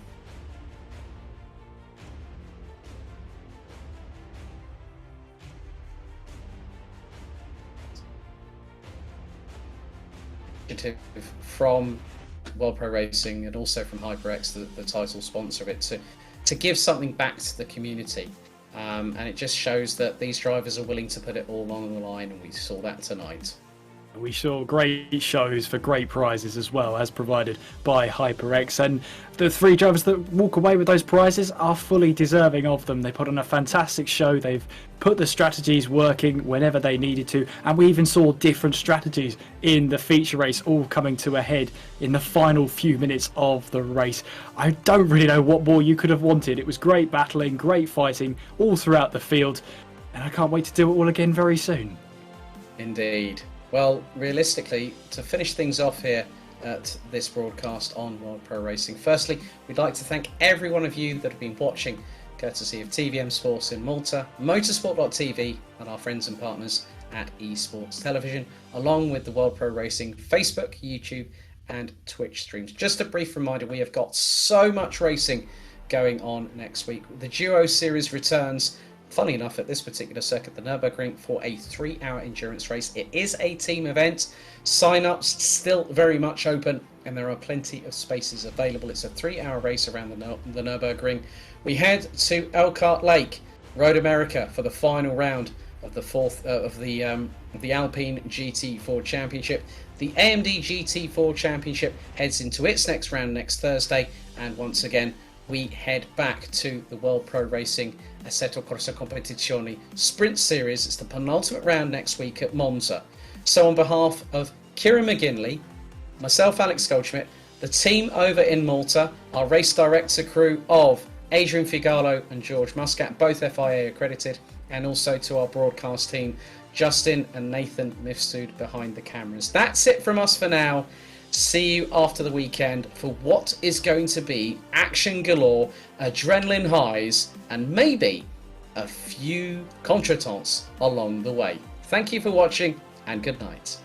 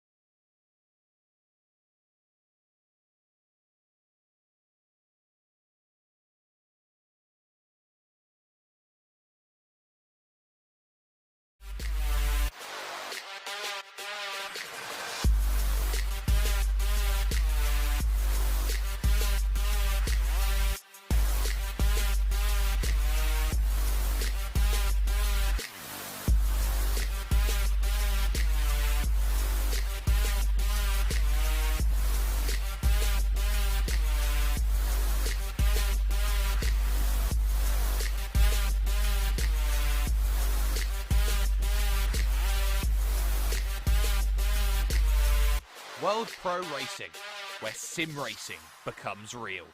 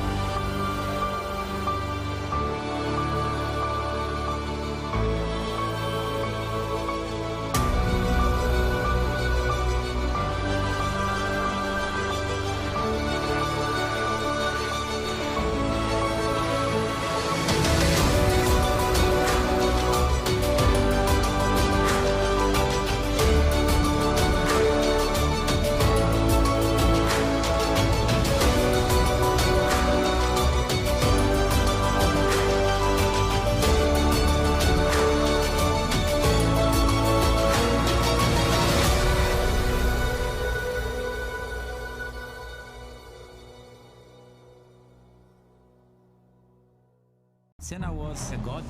No one could even dream to follow him. I'm from a very humble background. The role of women at that time were really difficult. This is so dangerous. You are risking not only your life, but also my life.